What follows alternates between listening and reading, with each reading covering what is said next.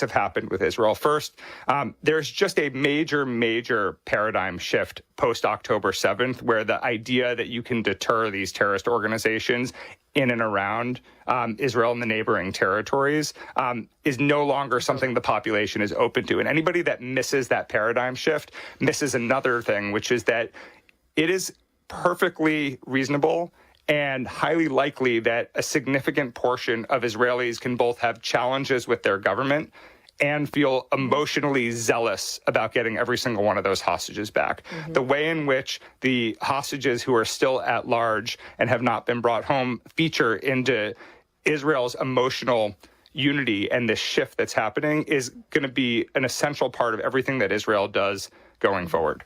One other thing that I would raise, we knew who the spoilers were in the Israel-Palestinian issue before October 7th, and we know who the spoilers are after October 7th. It's the same on both sides. There's a new type of spoiler or headwind that we don't spend enough time thinking about, which is the social mediaification of this war means that you have more hours of footage uploaded to all the popular platforms than you have minutes of the entire war itself. And this is injecting identity politics into the Arab street, which is complicated for countries like Egypt and Jordan. But it's doing something else, which is it is creating a reservoir of content all over these platforms that exists as a massive vulnerability for a future chapter of radicalization. And I'd like to remind people that the 9/11 hijackers were radicalized by watching far less footage at a non-algorithmic context of what happened in the Balkans in the 90s. So I'm very worried that you combine everything that's been uploaded to social media with some of the migration trends post-COVID into Europe. We could really be in for a whole new chapter of homegrown terrorism. I'd love to have you back, and we can go all around the world with Jared Cohen. We'll just throw him any country, and he's going to have an opinion. I want to talk about your book, Life After Power, 7 Presidents and Their Search for Purpose Beyond the White House. This book has so much in it. I'm very excited for it. Let me just give you a chance to tell us why you wanted to write it in the first place, and how did you choose the presidents that you looked at? So, Dana, my last book was called Accidental Presidents, and it was about what happens when the president dies in office. So once I finished that book and got through my kind of postpartum author depression, I wanted to ask the question, what happens when the president survives the office? And I was, it's interesting. It's the last, 50 pages of the sort of long Ron Chernow biographies. And I just wanted to know if there was anything interesting in there. And some of this was informed by the fact that I've always been interested in this question many of us are going to ask our entire lives of, like, what do we do next?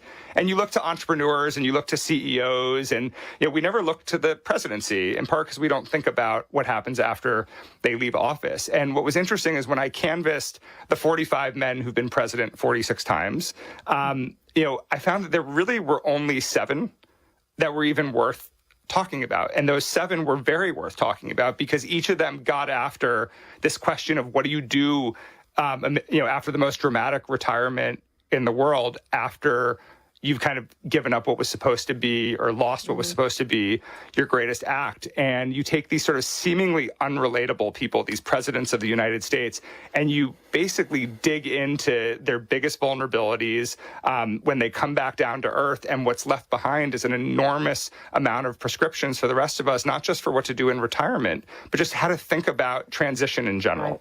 Goldman Sachs President of Global Affairs, Jared Cohen, his new book, Life After Power, comes out February 13th. Jared, thanks so much for joining. This is Dana. News Talk STL at 1019, 94.1 and newstalkstl.com.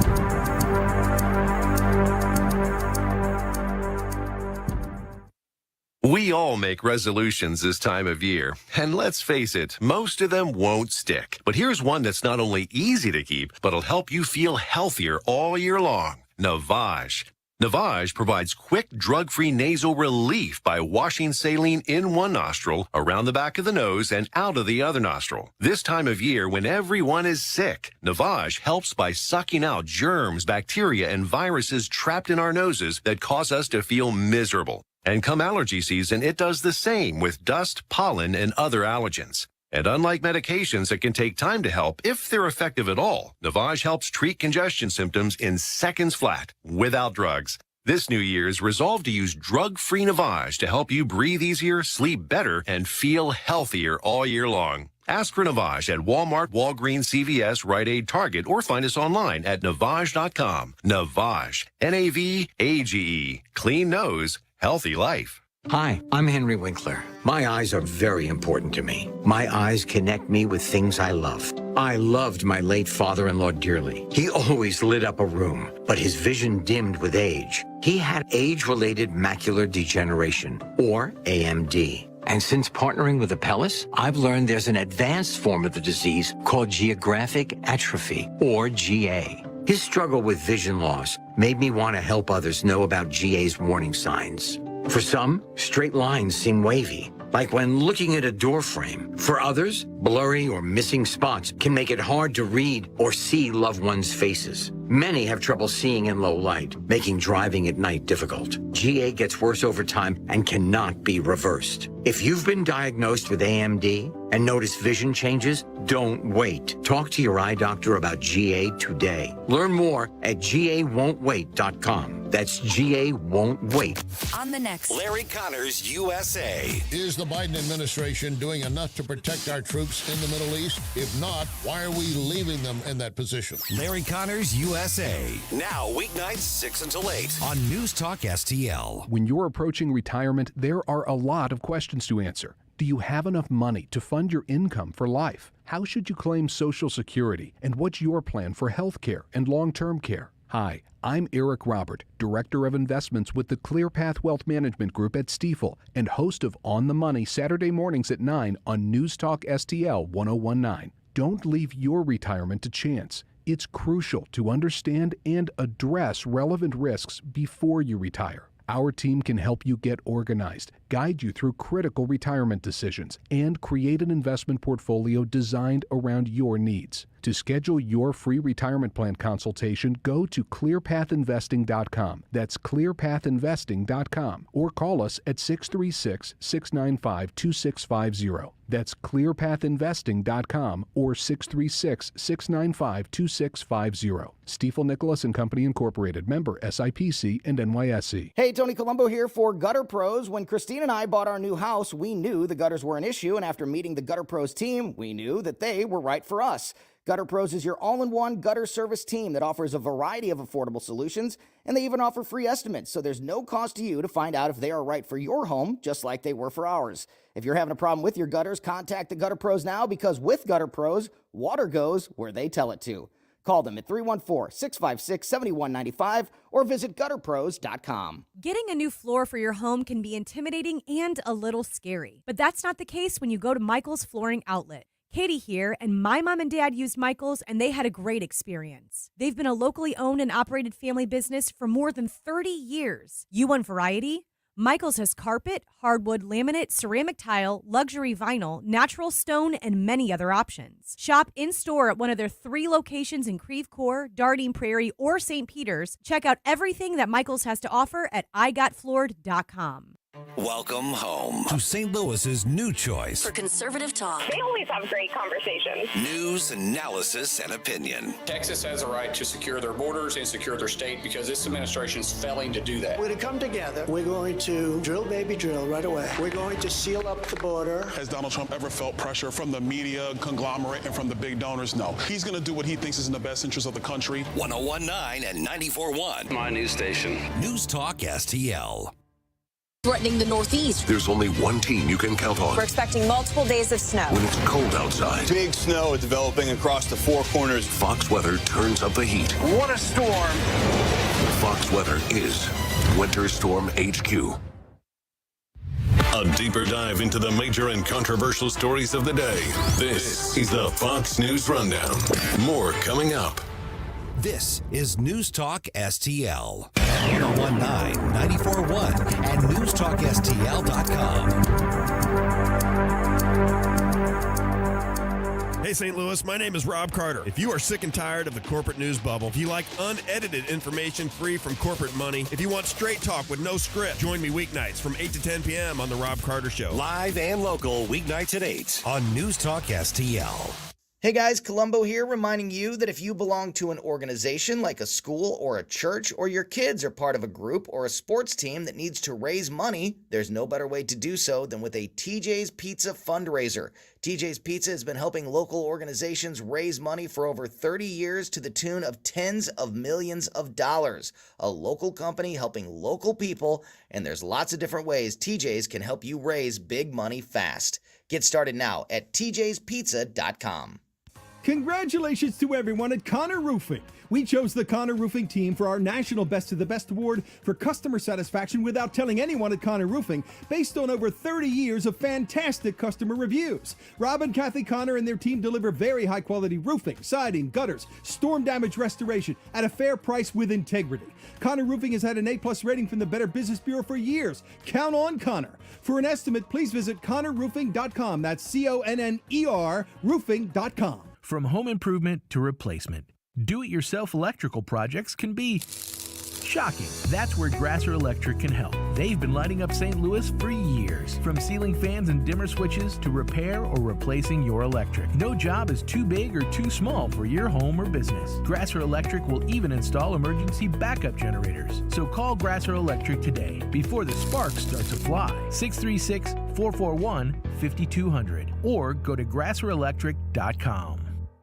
It's a new year, so come check out the great financing offers going on now at Seavers JCB. Rates as low as 0.99% on nearly all JCB compact construction equipment, including the industry-leading JCB Teleskid. For details, go to SeaversJCB.com. Mini excavators, track loaders, small wheel loaders, and even the industry-leading JCB compact load all range. Seavers JCB has them all. Visit SeaversJCB.com for more information. The O'Reilly Update, brought to you by Seavers JCB. Visit them at their St. Peter's location. Bill O'Reilly here, and I'm warming up. Stand by for the O'Reilly Update Morning Edition. But first, if you own a vehicle with less than 200,000 miles, listen up. Car Shield is a low-cost monthly vehicle protection plan now available to you. This protection plan is at an all-time low price. Please call 800-925-7584 for a free quote. Drivers who activate today will also receive free roadside assistance and towing at no additional cost. That is 800-925-7584 right now. On this Tuesday, President Biden's now being forced to act, even though confronting bad situations is the absolute last thing he really wants to do. But he has no choice. Iranian terrorist surrogates are now attacking American forces in the Middle East. So Biden will have to punish the mullahs, especially since 3 U.S. servicemen were killed over the weekend. On the border, the situation is so dire, 70% of the American people say the president's open border policy is unacceptable. And the noose is swaying above Hunter Biden's head. As it's obvious, he violated a bevy of federal laws and amassing millions from foreign agents. Joe Biden has to know Hunter has violated the Foreign Agents Registration Act. In addition, Hunter is charged with felonious tax violations in Delaware and California. There is nowhere for Joe Biden to hide on any of these things. He is massively exposed. So what will he do? As little as possible if history holds up. But no matter what he does, Biden's legacy is damaged perhaps beyond repair. So many problems unsolved, so few solutions coming out of the White House. And so the American people wait for Joe to do something. It has been a very long wait. Back after this. If you thought booking your timeshare was difficult before, you know it's almost impossible now. For more than a decade, Lone Star Transfer has helped thousands of owners legally and permanently get out of their never-ending timeshare fees. Lone Star Transfer guarantees the release of all liability to your timeshare in writing and in a specific time frame. For free, no-obligation consultation, please call 855-551-7066 or go to LoneStarTransfer.com. That is the Morning O'Reilly Update. For more news and honest analysis, please go to BillO'Reilly.com. More analysis later on. From the Michaels Flooring Outlet Weather Center. Clouds return today, but this is just a temporary bout of gray skies. Sunshine returns tomorrow. In the meantime, though, stray sprinkle or two possible this morning and this afternoon. And it turns breezy. Northwest winds picking up to about 15 miles per hour. Some gusts to around 25. Afternoon temperatures kind of stuck in the low to mid 40s. Cloudy tonight, down to 32 early Wednesday, but blue skies return tomorrow with a high of 52. How about 62 on Thursday? That's your First Alert forecast. I'm meteorologist Matt Chambers. When you've got something to say, be heard loud and clear. If they'll just do what they were voted in to do. This party needs to get a backbone. They need to get some spine. Join the conversation. St. Louis's place to talk. The Democrats and the Republicans can give us all the lip service they want, but what they need to do is take action today. 101.9 and 94.1. You know, you have to take a stand sometimes. This is News Talk STL. News, analysis, and opinion.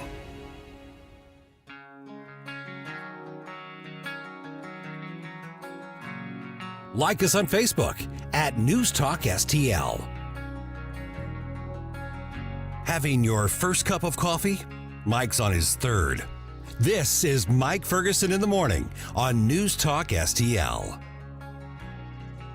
The conservatives, the Freedom Caucus, they are not backing down in Jefferson City. Now, whether you're on their side or whether you're on the side of the more establishment Republicans, things are going to amp up just a little bit later on today. There's actually a rally in support of the Freedom Caucus senators planned for the state capitol. Matter of fact, right around 6:35, we've got an update and a preview on that. Hey, good morning. I'm Mike Ferguson. Thanks for making News Talk STL part of your day. Now, the senator who's probably more in the middle of the firestorm than anybody is Bill Eigel, and he joined us on Monday's program to frankly, answer questions about where things are policy-wise, because this is what it's all supposed to be about, right? And also about the relationships and the ability of the Republican Party in the state legislature to actually do conservative things. My buddy Chris Arps was filling in for Gabe Pfeiffer on Monday, and so we had a chance to talk to the senator, and here's what he had to say. You tend to be provocative in politics, but man, you are the center of the tempest right now. Let me start off by asking if there's any movement or update on discussions about you getting back not just your chairmanships, but the places on the committees that Caleb Rowden decided to go after you with. Yeah, good morning, Mike. Thanks for having me. A happy Monday to all your listeners. There is not currently any conversation going on that has to do with getting those things back that we lost, including our parking spaces, which a lot of people are worried about.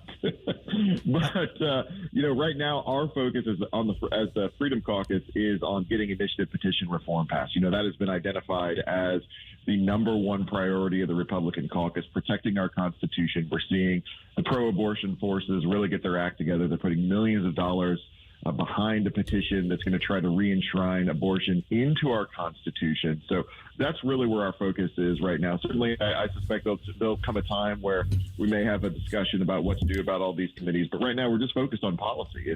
Unfortunately, that's where it's going to stay. Now, I've got some good news on that front. Of course, after all that we've done, all that we've slowed down, as uncomfortable as we have made the swamp down there in Jefferson City, finally, as a result of all that, on Thursday, Senator Rowden finally referred all the initiative petition bills, and we've secured a commitment that today those bills will be heard in committee. So, a lot of folks in Jefferson City complaining that our tactics don't get a whole lot done. Well, guess what?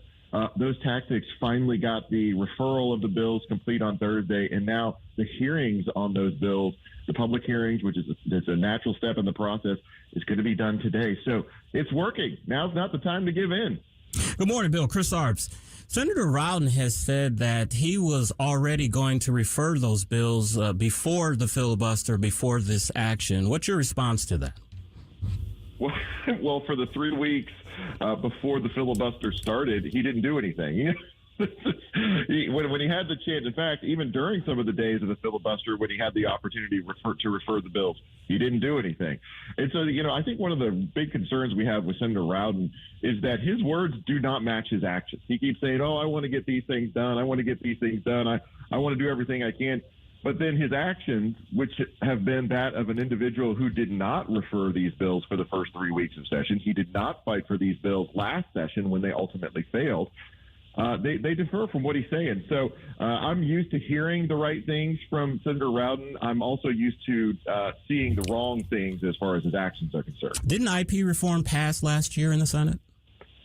It did pass the Senate, and it also passed the House. In fact, when a priority like that passes the Senate and the House, but doesn't actually, get to the finish line. So we passed individual deferring bills in the Senate and the House last year, but the leadership of both chambers didn't take the time to actually work out the differences and get them over the finish line. That tells me, one, that there's plenty of support for the issue within the body itself, but two, the only reason they didn't pass was because leadership didn't do their job. So, yes. And again, this is the silliness that we have been dealing with in Jefferson City, where we do all this work, we push all these priorities, and then leadership finds a way at the end or the beginning to derail those things which we feel are the most important. So it died in the conference afterwards. Correct. Okay. Correct. All right. Well, let me ask you then about, and I would say this would just be basically political drama, but Cindy O'Loughlin kind of escalated things on I guess it was Thursday. She was talking to the Missouri Press Association saying absolutely, if she could find the votes, she would expel you from the Senate. Now, some of that can be, she just doesn't like you personally. You guys have a conflict. But when you're talking about expulsion from the Senate, that has very real policy effects as well. When you first heard that, obviously we know what your reaction was because you gave statements to the press and everybody else. But when things have escalated to that point where somebody is just openly in front of all the microphones saying, yep, I'd kick the guy out if I could, what does that say about the state of the body politic right now? Well, it says that right now our Senate leadership is trying to silence the aggressive, loud, passionate minority of the Freedom Caucus in really the same manner that national leftist forces are trying to silence Donald Trump. I mean, you have, with Donald Trump, the left is trying to charge him with fake crimes. They're trying to arbitrarily remove him from the ballot to silence his voice. And now we find out that Cindy O'Loughlin is adopting those same tactics. But if she could, she would just expel me from the Senate. Never mind the 180,000 people in eastern St. Charles County that elected me to represent them in the Senate twice over the past 10 years. It doesn't matter in Cindy O'Loughlin's mind. What matters in Cindy O'Loughlin's mind is I make her uncomfortable. In fact, I give her so great discomfort because I talk. Just my words cause her such great discomfort that she has no answer other than to call for my expulsion. Of course, she's already lost her cool on the Senate floor in recent weeks, calling me a bunch of names. And really, that's where the discussion lies. That's why, guys, this morning I can announce this morning. This is breaking. This morning, the Freedom Caucus is putting out an official statement that we are calling collectively as the Freedom Caucus, and this is the first time this has happened, we are calling for the resignation of both Senator O'Loughlin and Senator Rowden from their leadership positions, and we're going to start searching for a new leadership team that's willing to have candid, honest conversations and are actually going to take this seriously and try to move the ball forward. We don't feel like, as Republicans, that we should be having to put this level of effort into getting Republican priorities passed, and we realize that right now the number one problem is the current leadership team in place. So we're calling for their resignation, not just me, not just one senator, not just two senators, the entire Freedom Caucus, which is backed by our allies around the state, and on behalf of all the central committees of all the Republican groups that have come out over the weekend and condemned the actions of Senator Rowden and Senator O'Loughlin. It's time for them to step down and make way for a leadership team that can actually move the Senate forward. Senator Ronald Reagan, one of our favorite presidents, had two sayings. One was the 11th commandment, thou shalt not speak ill of a fellow Republican, and 80%, my 80% friend is not my 20% enemy. Is that still applicable in today's Republican Party? Yeah, it is. But Ronald Reagan also said, if you can't make them see the light, make them feel the heat. So, Ronald Reagan never gave his 11th commandment as a reason to excuse Republicans who are just acting like Democrats. Ronald Reagan never said, well, it's okay to tolerate Republicans that want to betray our principles in order to make way for the Democrats to have their way in the legislative bodies of this country. So if this was simply about personal animosities, which for anybody in the Freedom Caucus it's not, then absolutely what Ronald Reagan said holds true. But this is about policy. And I believe that if Ronald Reagan were here right now, I believe he would absolutely be working with the Freedom Caucus to help defend our Constitution from the pro-abortion crowd that wants to install death in back in our founding documents. So that's what this is about. They have not seen the light as we have continued to push them towards the right and continued to push them towards doing the right thing. So we're going to continue to make them feel the heat. All right, we're visiting with State Senator Bill Eigel. Bill, I've just got a minute or so left here. One of the things which I think we all knew was going to be the reaction to the way you all came out pretty hot right off the bat, the questioning of the tactics. Even a number of people who were standing behind Caleb at his press conference after they kicked you and Andrew and some of the others, Rick, off of the committees, they're saying that these are conservatives. They may agree with you on a lot of stuff, but boy, they just don't like the way that you've handled things. Did you come off too hot right off the bat? Because they're trying to argue that you're the ones who were shutting down what's happened in the Senate. Cindy O'Loughlin saying we've had X number of days and we've had X number of days where nothing got done, and it's all that darn big Bill Eigel's fault.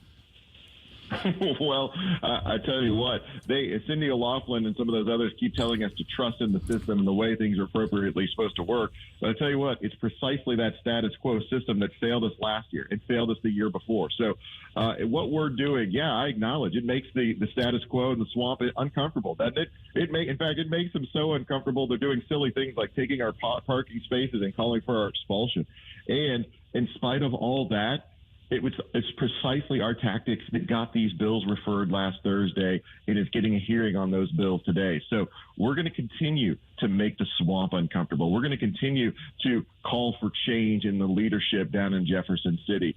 And if those folks think that they're going to be able to silence us, they have lost their minds. We're not going to be stopped. We're going to keep being bold about it. Let's go, Missouri. All right. Obviously, we didn't get to have time to get into the gubernatorial campaign. Let's go ahead and put out the website and social media as well, so people can follow what you're doing and get in touch if they want to have any more questions or just want to see how the campaign's going and what you're all about.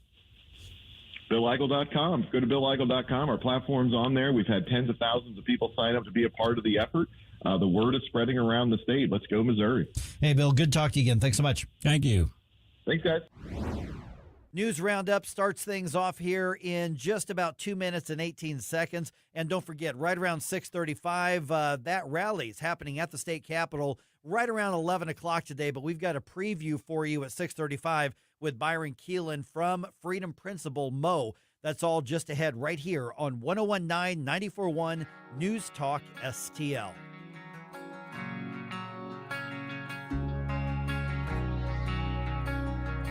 For podcast articles and more, find us on newstalkstl.com. Get up. It's Mike Ferguson in the morning.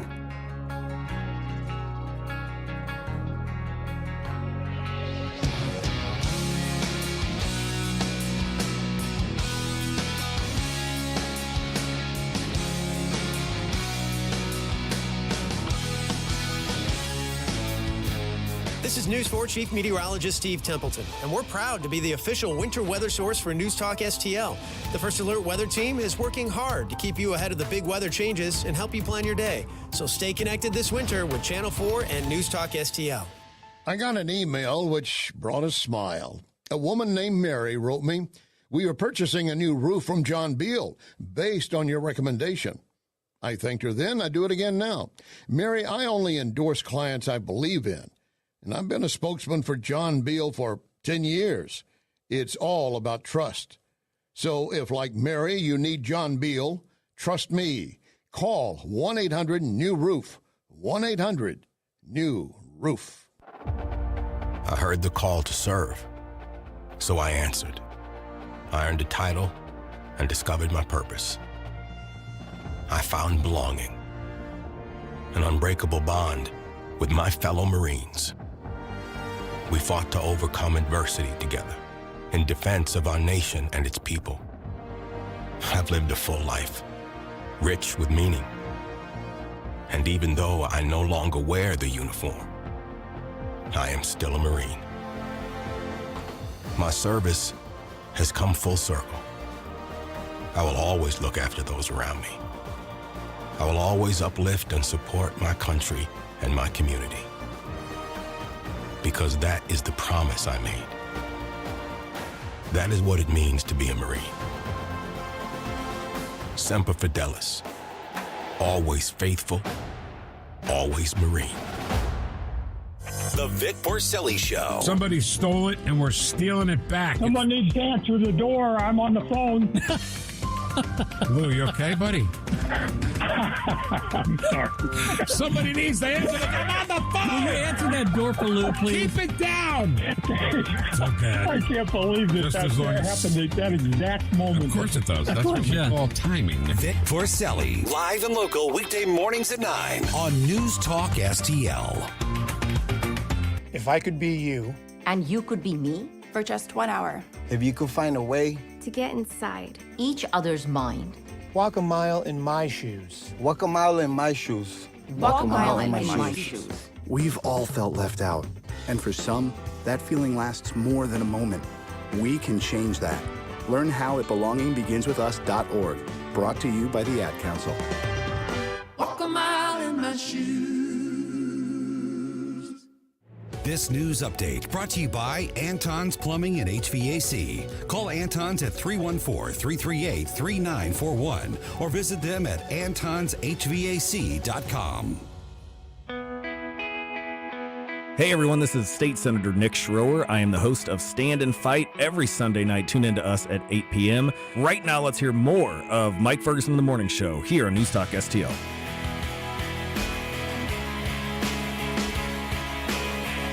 Got a busy one today still. All right, let's go. All right, among the things that we're talking about, by the way, Nick Schroer, that liner right there, apparently we got another filibuster happening in the state Senate right now. You know, I heard that late last night. Yeah, they're still going. It's Mike Moon, I think, doing it. He's leading this one, yeah. All right. I got to get the update on that here in a little bit. All right, still ahead here.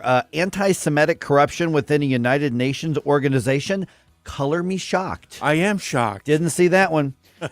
Except I did. The useless nations, as I call them. Yeah, that's a good name for it. Yep. All right. Also, support for the Freedom Caucus is on the way to Jefferson City, and apparently they have time to get there because there's a filibuster happening. And you can use your passive-aggressive disdain for your ex to help one of St. Louis's attractions. Ooh, okay. Yeah, it's for the kids. All right. It's for the kids. Yes, exactly. It's 5:49 right now. I'm Mike Ferguson. That is Stel Ponticus. All right, let's get to the really ugly stuff just to kind of start with here. Several countries suspending their funding to the United Nations Relief and Works Agency, which is often just called UNRWA.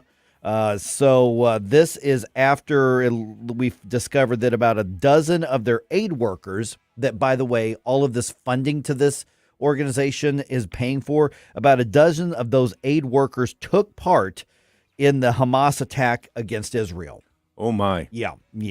Congressman Ronnie Jackson, Republican out of Florida, was on Hannity last night, and he says that he believes the U.S. must also stop funding to the United Nations now that we're getting information like this. This is a horrible, horrible organization that's done a lot of damage, and the Biden administration has given them, I think it's more than that, I read over $1 billion since he's been in office that he's given to UNRWA, which most of that has gone directly to Hamas to build these tunnels and to buy weapons. UNRWA says, no, please keep sending us money. We promise we'll investigate.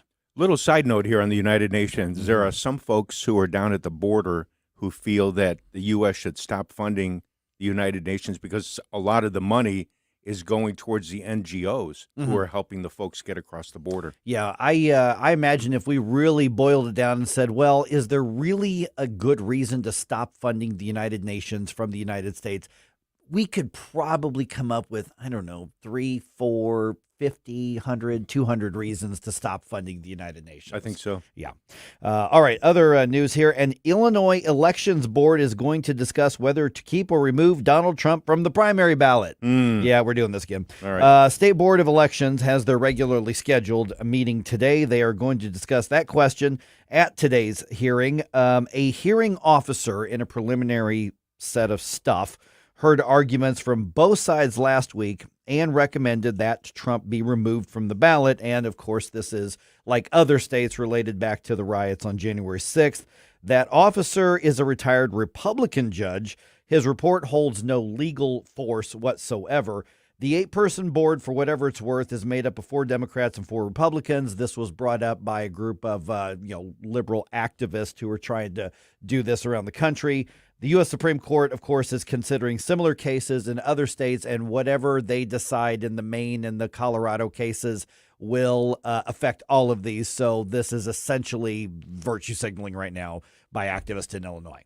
Do we know when the Supreme Court is considering? They're looking at. I mean, it's in the process right now. Yeah. Now, when they're going to give a ruling, I don't know. Mike O'Neill from Landmark Legal Foundation tells me that he thinks that this one, just because of the elections calendar, that they will probably prioritize and expedite this particular ruling because it's essentially administrative in nature in elections. So it could happen sooner rather than later, but I wouldn't expect it in the next couple of weeks or so. Okay. So we're going to have this stuff going on until then.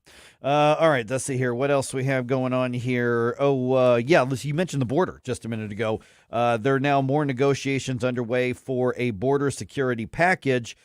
Senator Eric Schmidt from Missouri was on Ingram Eigel last night, and he says President Biden should not be trusted. So basically when he says let's negotiate in good faith, he's saying President Biden isn't negotiating in good faith because he's not exercising the authority he has right now to secure the border. He reversed remain in Mexico. He ended that.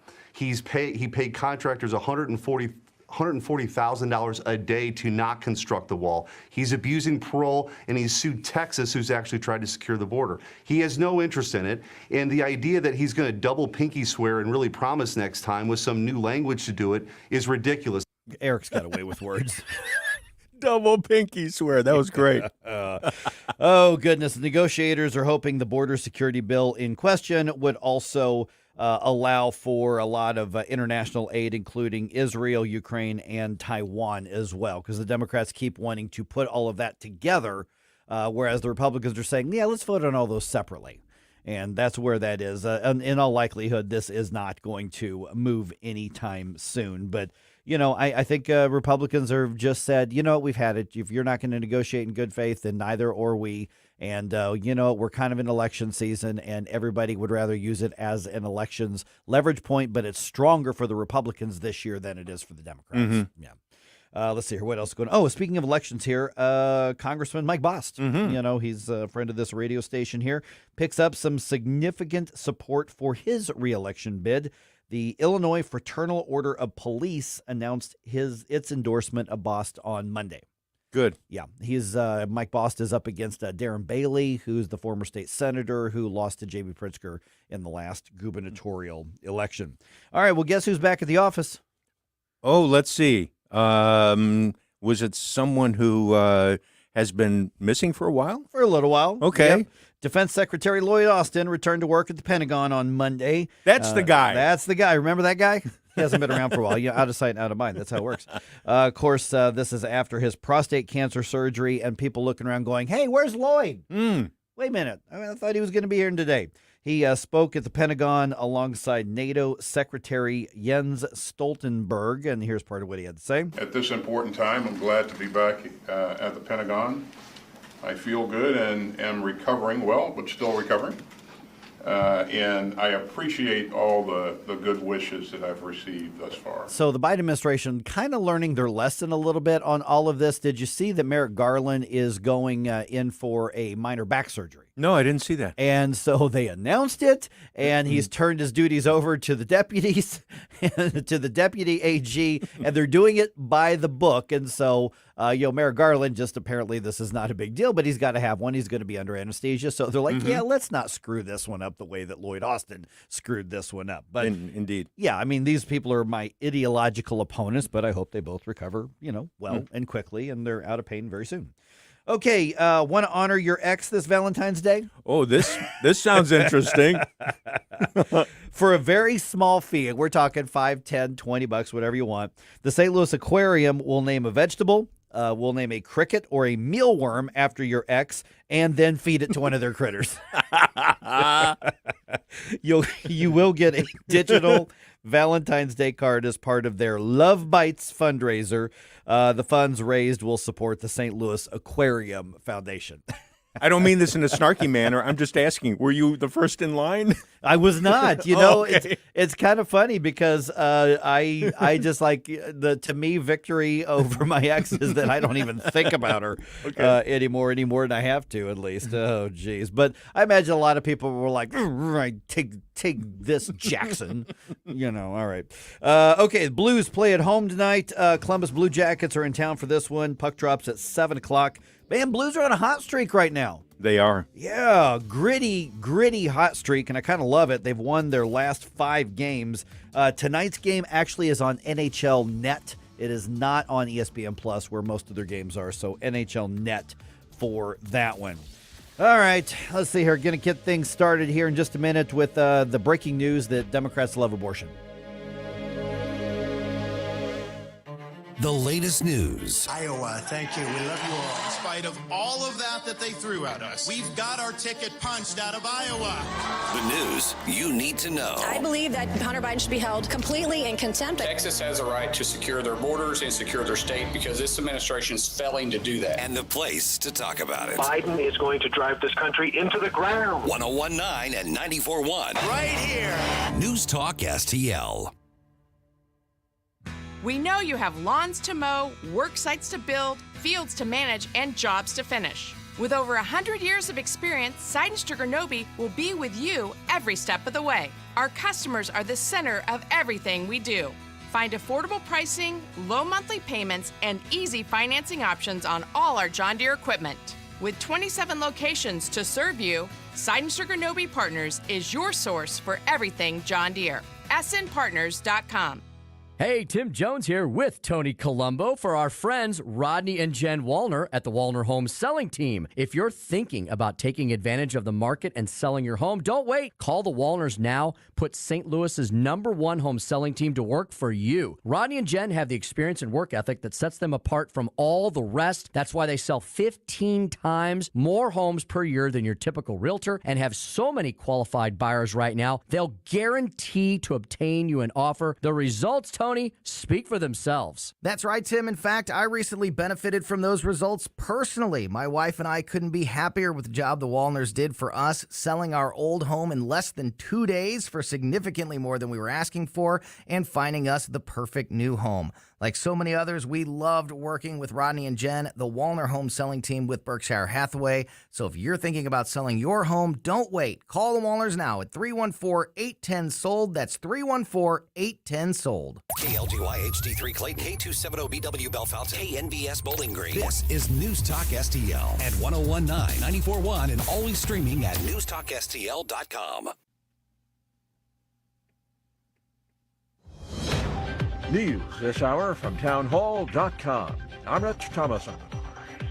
A grieving mother remembers her daughter, Oneida Sanders' daughter, Kennedy Sanders, one of 3 American service members who died when a drone fired by an Iran-backed group hit their remote outpost in Jordan.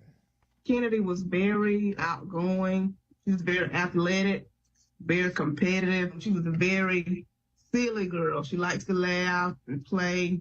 She was known for her smile and laughing all the time. And she was just an all-around good girl, full of life. In addition to Specialist Kennedy Sanders, Sergeant William Rivers and Specialist Brianna Moffitt also died in the attack. Home base for the 3 troops, Georgia's Fort Moore. Meanwhile, at the White House. The president is trying to figure out how the U.S. should retaliate against a deadly Iranian-supported attack on American soldiers without escalating tensions in the Middle East. There's no easy answer here.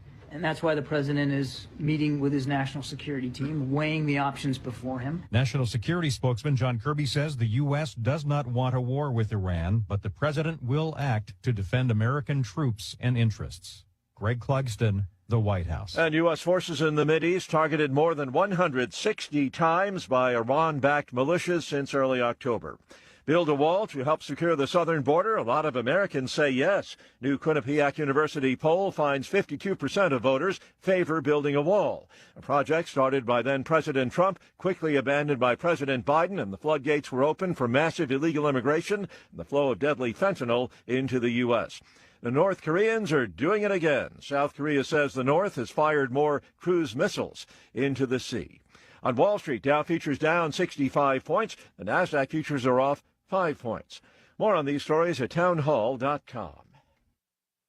Relief Factor, pain relief that's natural, pain relief that works, and pain relief that attacks the source of the pain. That's the experience of tens of thousands of Americans who are taking Relief Factor right now. See their incredible video endorsements at relieffactor.com and then order your 3-week quick starter pack for just $19.95. That's less than $1 a day. Find out if it can work for you like it works for me by ordering your 3-week quick starter pack today. Relieffactor.com, relieffactor.com. Be the next success story. Many church leaders don't seem to realize or understand Marxism has infiltrated the American church.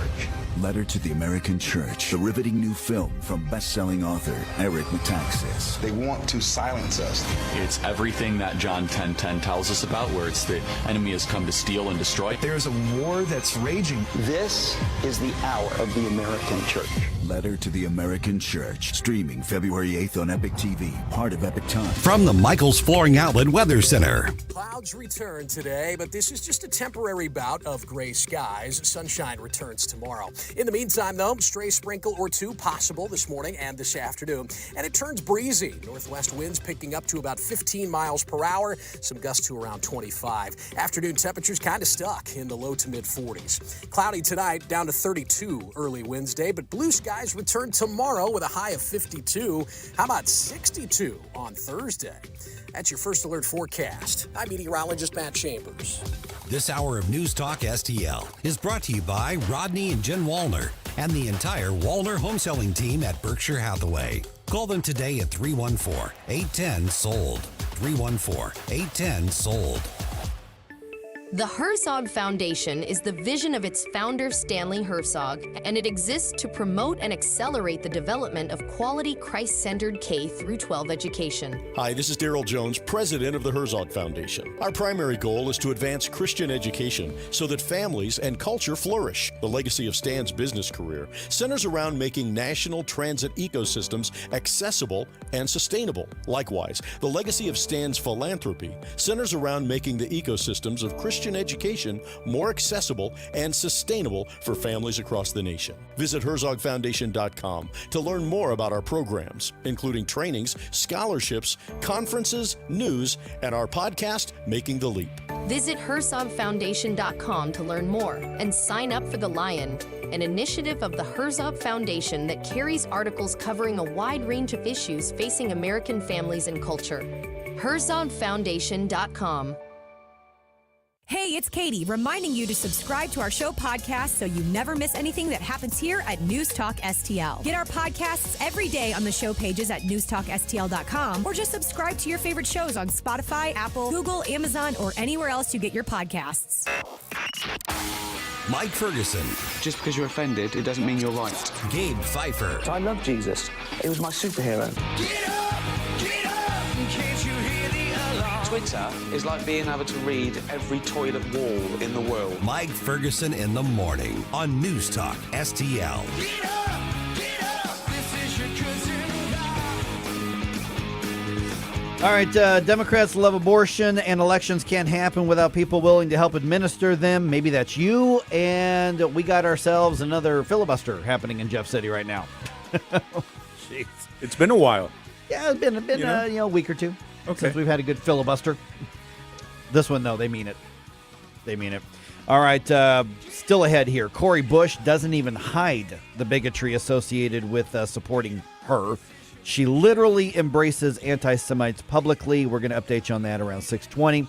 It's 6:06 right now. I'm Mike Ferguson. Susie Moore in for Gabe Pfeiffer today. Yay! From redstate.com. Gabe is off rocket sciencing somewhere for the week. He's on assignment. He's on assignment. That's right. Yep. All right. And of course, Del Ponticus is here as well. Okay, just kind of real quick here because we'll kind of bring people up to date on what's happening with this filibuster.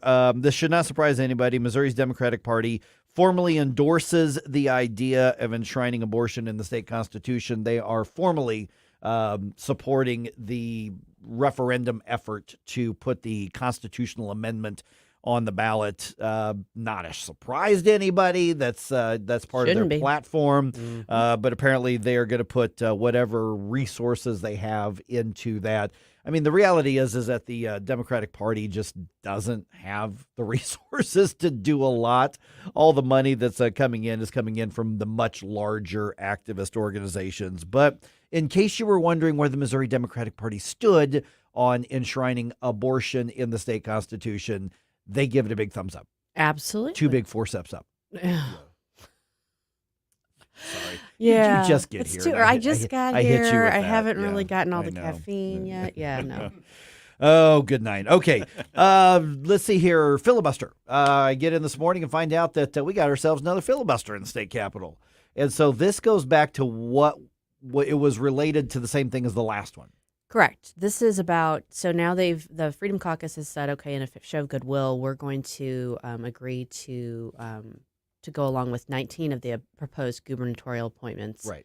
And they were kind of talking about that, but Senator Mike Moon has an objection to one of the people. I don't even know if it was one of the people on the list or if it was just one of the people in general. And that's what they're holding up right now. Right. And so this is a little bit weird. The last filibuster, all of these appointments were just kind of collateral damage. Correct. Because the Freedom Caucus said, no, we want initiative petition reform. We want guarantees that some of these other big things are going to move up the line and they're going to be moved forward faster. Right. So they don't risk running out the clock. And you know what? These appointments seem like a pretty good thing to hold up with a filibuster. Well, that was the only thing to hold up because nothing else had been referred yet. Right. Which was part of the reason that they were complaining. Yeah. So a couple of things have happened with this. One, as of last check, they're still going at it. And then secondly, Bill Eigel, who was on this program yesterday, actually offered some, not really legislation, but offered the motion to say, you know what, all of them except this one guy that Senator Mike Moon has a problem with, let's go ahead and approve all the rest of them. And that was voted down. I think there was 42 total, and Okay. they were 19. He was proposing 19. Okay. But there is the holdup right now is over one in particular, and I don't know if that was one on the 19 or if that was an additional one because I know Caleb Browden countered with no, let's get them all through. Oh, so it's an all or nothing thing. Apparently. Okay.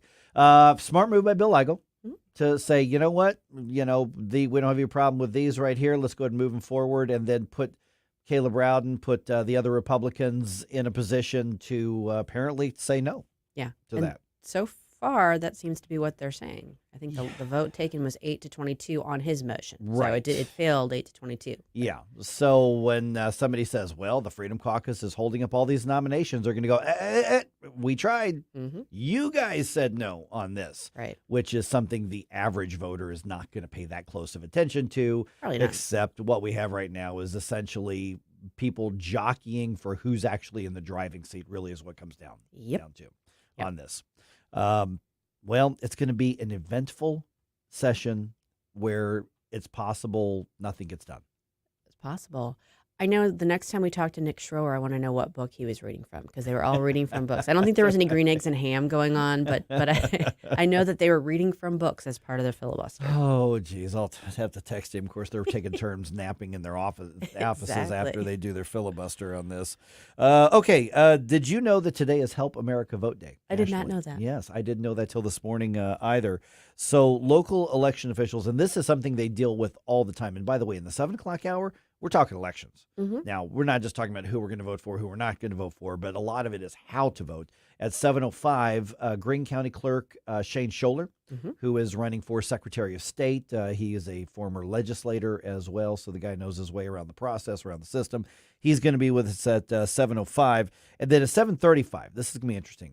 Susie, Mary Theresa McClean from the city Republicans. Yay. She's going to be in. Awesome. Because they have a mock caucus and a caucus training coming up.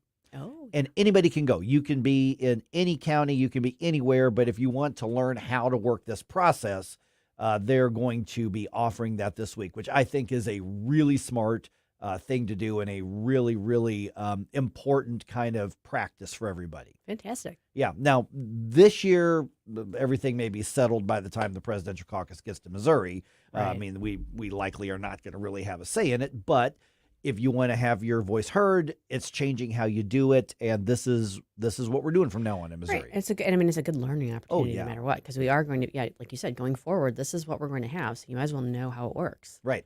And also today you've got several of the local election boards trying to get the word out that they need people to sign up to be election judges and poll workers. That's fun. Not glamorous. Oh, I've done it before, though. Yeah, you get paid for it. You do. It's a long day. It is a very long day. And really, while you're not volunteering your time, you're not making bank on it. Oh, no. By any means. No. But it's crucial. It's like jury duty. So what was your experience? How many times have you done it? I only did it once. Which is more than most people. It was in 2012, and it was in the general.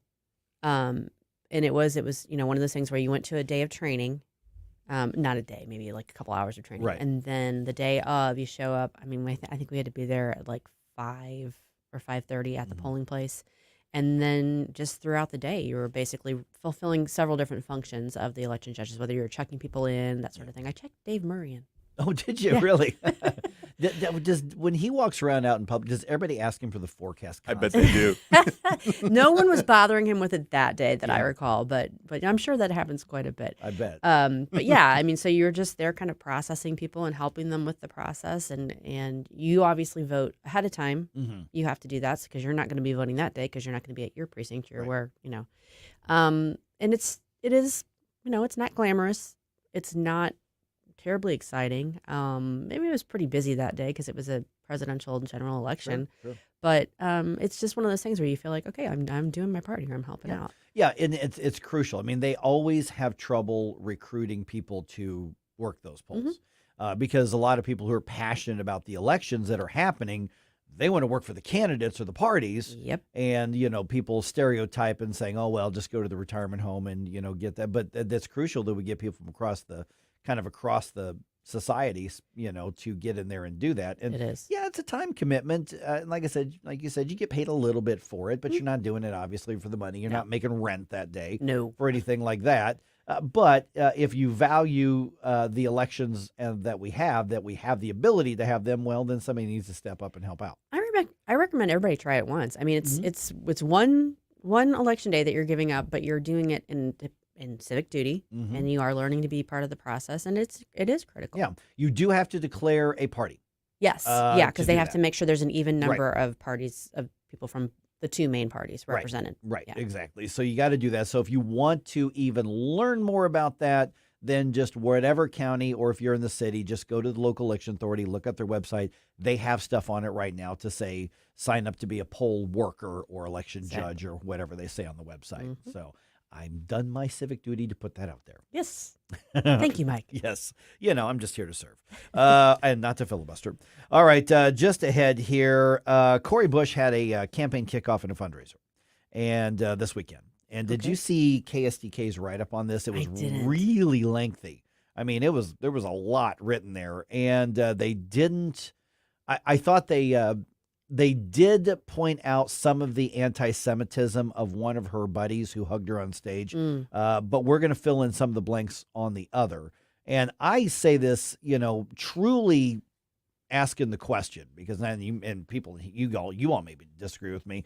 When you look at somebody just as bad as Cori Bush is, and I don't mean just her votes, I mean who and what she is. Can you be a good, decent person and still be a Cori Bush supporter? I mean, can those two things jive at the same time, given her bigotry, given her on that? So, I mean, that's one of those things where I try to say, there are people who disagree with me who are good, fine people. I disagree with them on something, or I passionately think they're wrong about something. So this write-up just kind of shows the antics that happened on there. And one of the people she literally is embracing is somebody who unapologetically calls for genocide of Jewish people. That's not a good look. But for her, I think she does think it is a good look. That's why I asked the question that I ask. She's not embarrassed by that. She's fine with it. Yeah. Well, I think we've established she's not the most savvy person. No. And of course, it's very possible that she loses her seat this year. But it is. Democrats don't count on that happening. All right, let's go through some of that just ahead here, right around 6:20 on 101.9 94.1 News Talk STL. We give you news, analysis, opinion, and more. Only on News Talk STL. I've had enough of this. Turn my eyes to your indifference. Get up, St. Louis. It's Mike Ferguson in the morning.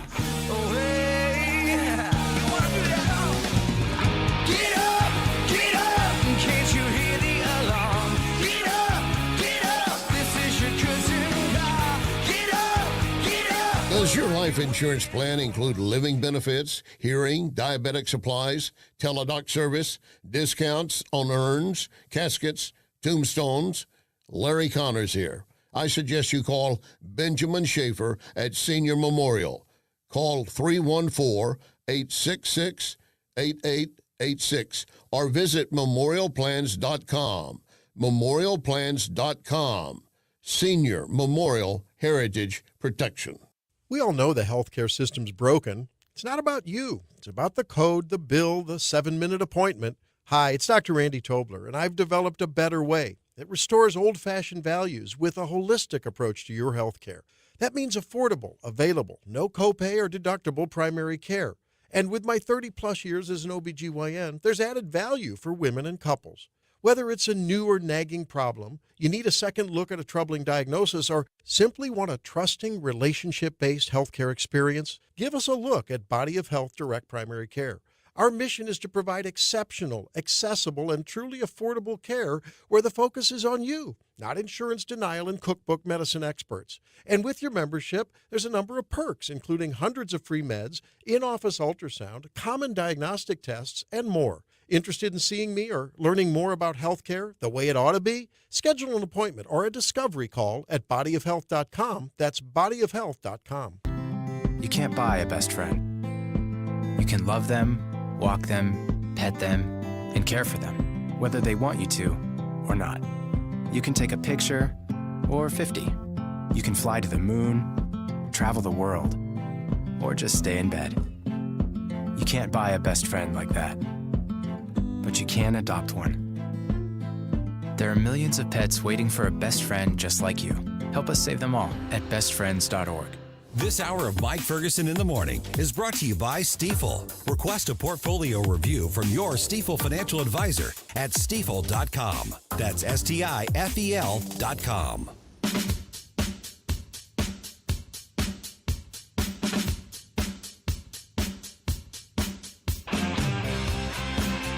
Bill O'Reilly here. Check out the O'Reilly Update this afternoon at 3:45.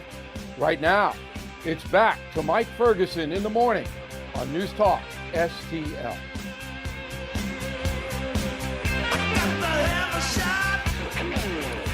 Okay, if you judge people by the company they keep, then we already know what to think of Cori Bush. Well, absolutely. Yeah. Does not speak well of her. She is loved by outspoken bigots. Yes. All right. Missouri's GOP establishment is going to hear from supporters of the Freedom Caucus today. We're going to tell you about that at 6:35, and there is a filibuster happening right now. Yeah, as we speak. Now, here's the thing is, and we'll talk about Byron Keelin from Freedom Principle, Missouri, going to be with us at 6:35. This particular filibuster starting to rub some conservative advocates. I mean, people like the good ones. Mm-hmm. This is starting to rub them the wrong way a little bit too. So Freedom Caucus, is these are experienced politicians at the state capitol.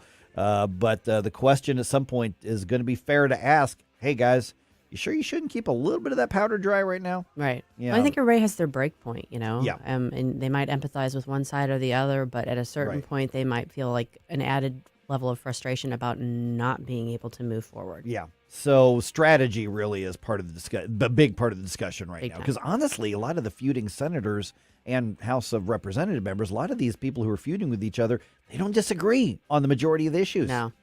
You know, it's personalities and it's strategy, but there are some just establishment, mushy middle people who have held up conservative stuff. I thought Bill Eigel made a really good point yesterday on his when he was on with you, when he was talking about the fact that both the House and the Senate last year passed IP reform, but yet it didn't get across the finish line because it didn't make it through conference, which that reflects on leadership 100%. And that gives the leadership the ability to say, no, look, we tried, but gosh darn it, we just ran out of time, couldn't do it. And that is exactly what the Freedom Caucus from day one has been warning them about. Yep.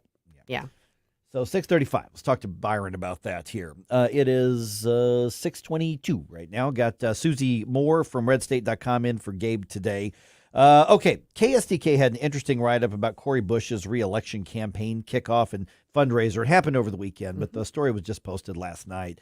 And I thought it was interesting because normally I'm not going to cover everything that every congressional race does. Until we get a little closer to the primaries, and then we'll ramp it up a little bit. But it was really just sort of an extremist fest, is what it looks like. Okay. For instance, the surprise speaker on behalf of Cori Bush was Rashida Tlaib.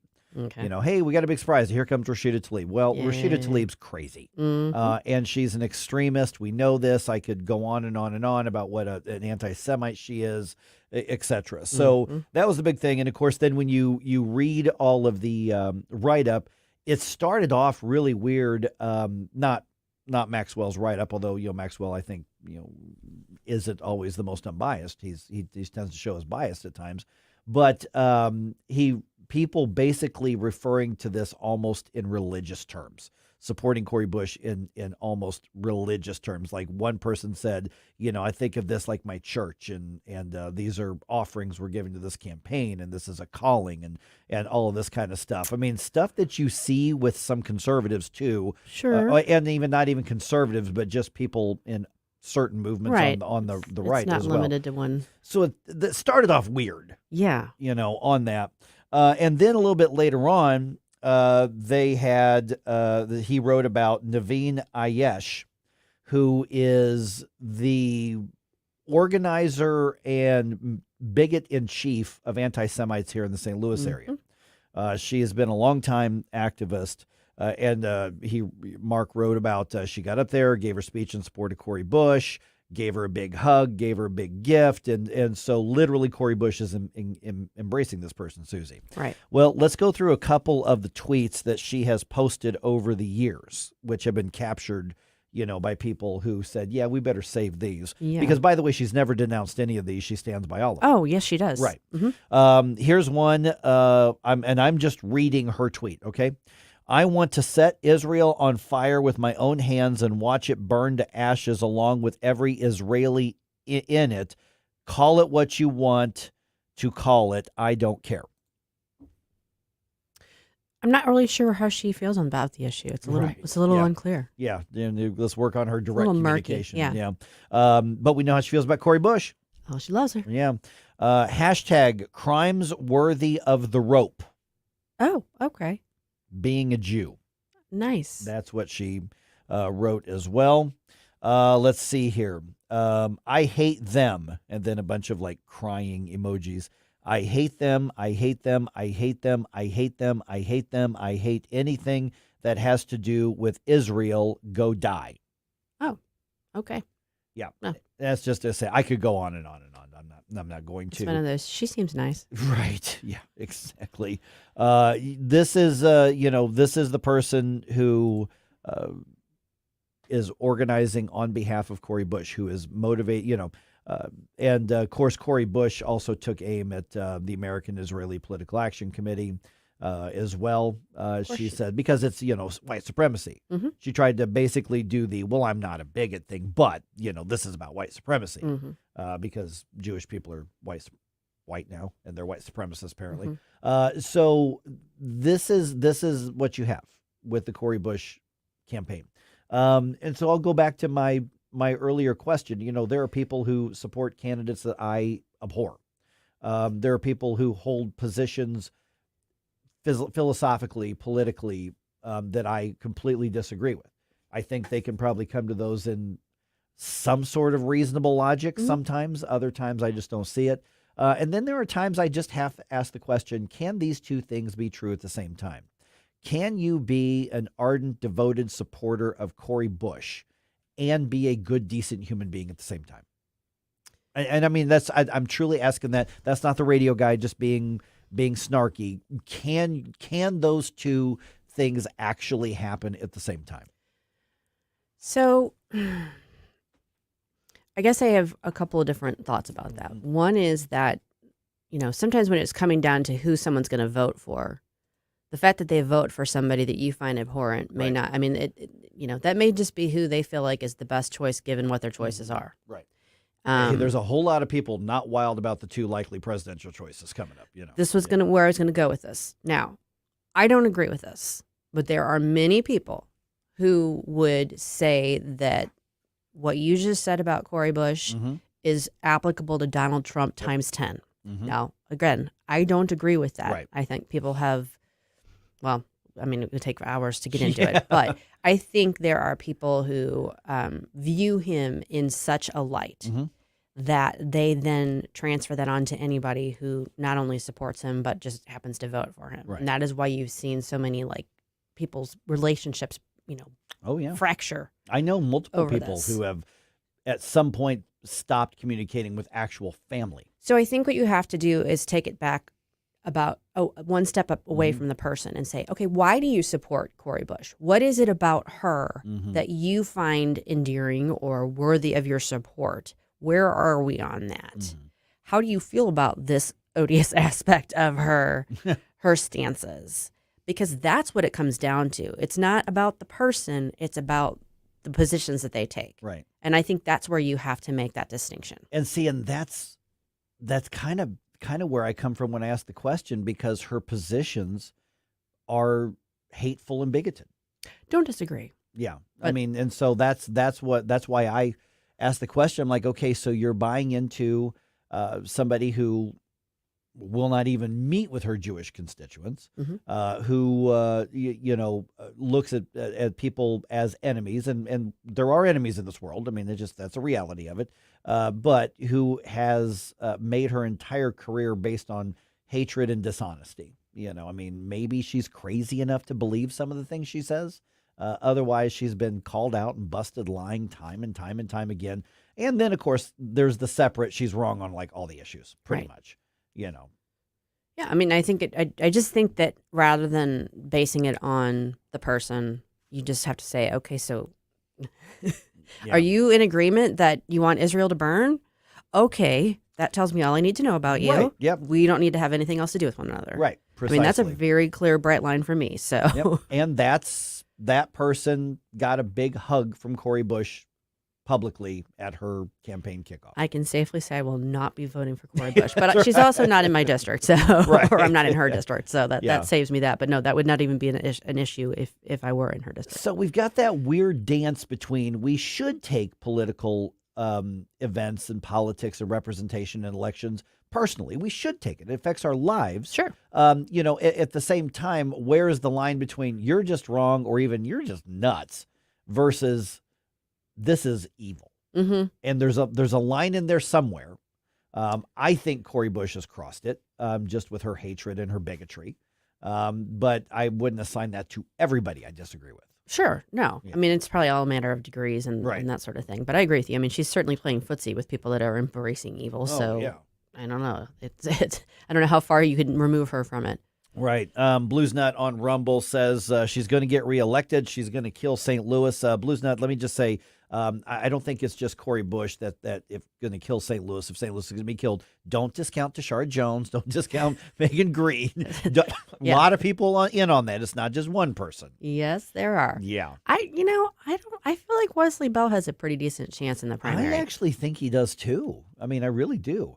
And it's going to be because I've heard some Republicans who are saying, you know what, I'm going to cross over and vote in that Democratic primary. I would if I were in that district. If you were in that district, of course, then you don't get to vote in the race for governor in the Republican side or any of those as well. Well, that's true. So you got to pick one or the other. You can't do both. That's true. It is perfectly legal to go vote in any primary you want in the state, even though you declare a party. You can either undeclare or you can be independent, and you can still vote in those primaries. And that's one of those situations. I mean, to me, I wouldn't even view that as like an Operation Chaos kind of thing. Yeah, I mean, I would genuinely think that people of the first district would be better served by Wesley Bell than Cori Bush. Well, and that's the thing is Wesley's votes probably aren't going to be that much different, if at all, from Cori I Bush. don't agree with him on much of anything. Right. And I know Cori, and I know Wesley Bell. I haven't talked to him in a while, but I know him.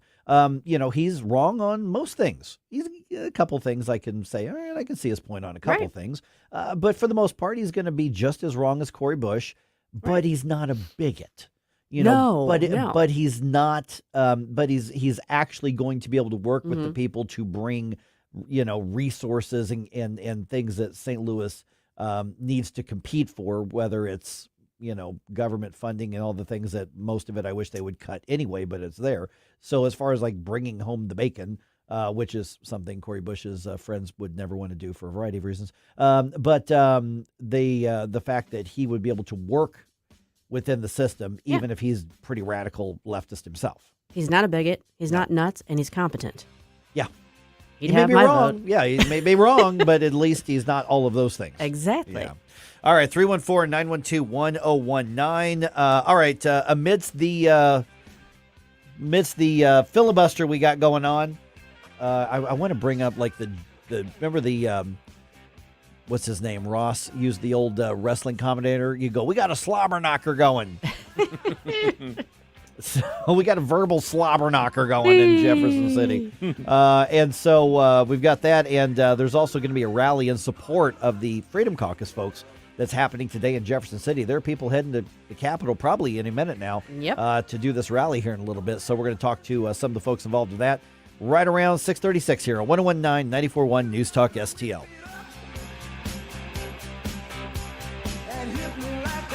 This is News Talk STL at 101.9, 94.1, 99.1 HD3 and newstalkstl.com.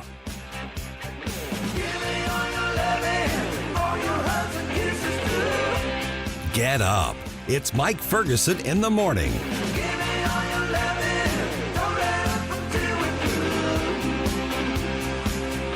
The Vic Porcelli Show.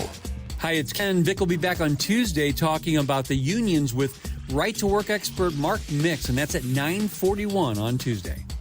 Weekday mornings at 9 on News Talk STL. From the Michaels Flooring Outlet Weather Center. Clouds return today, but this is just a temporary bout of gray skies. Sunshine returns tomorrow. In the meantime, though, stray sprinkle or two possible this morning and this afternoon. And it turns breezy. Northwest winds picking up to about 15 miles per hour. Some gusts to around 25. Afternoon temperatures kind of stuck in the low to mid 40s. Cloudy tonight, down to 32 early Wednesday, but blue skies return tomorrow with a high of 52.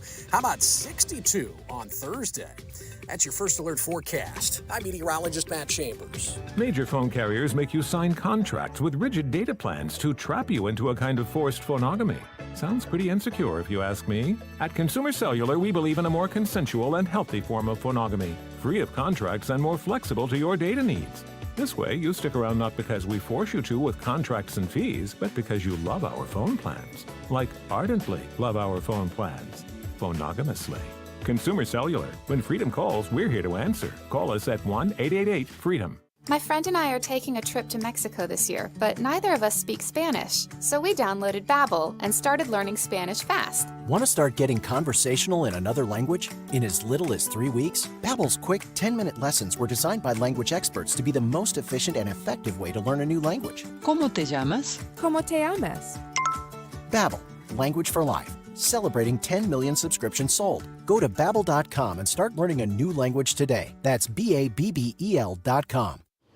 Are you tired of the corruption and special interest groups controlling our state and cities? Are you tired of yelling at your TV or your car radio because important issues like crime, homelessness, education, and taxes are being blocked by special interest groups? It is time for Missourians to declare our independence from special interest groups corrupting our government.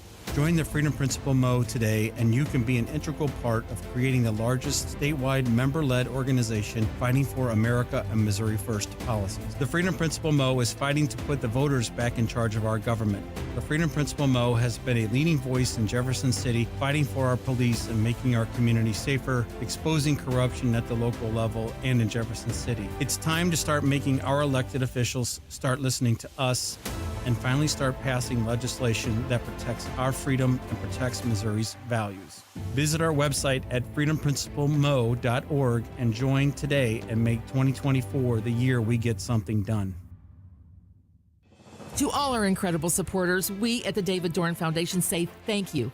Your 5-star online reviews that you recently posted are beacons of encouragement on our mission to assist first responders. And a shout out to Steve Katraba, who reviewed us with these powerful words. The Dorn Foundation continues to fill a need in the public safety community and thereby to the public. Steve, your words are more than a review. They show the impact we're making for first responders. To read more strong reviews, Google the Dorn Foundation now. The news and talk that matters to St. Louis. Governor Ron DeSantis suspending his presidential campaign. He said there was clearly not a path for him. 101.9 and 94.1. All the fellas are out except for this one. News Talk STL.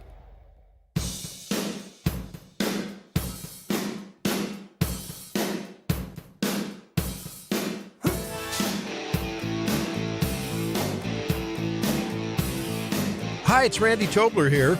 Pour a big cup of coffee and catch my show every Saturday morning from 6 to 9. Right now, it's back to Mike Ferguson in the morning here on News Talk STL.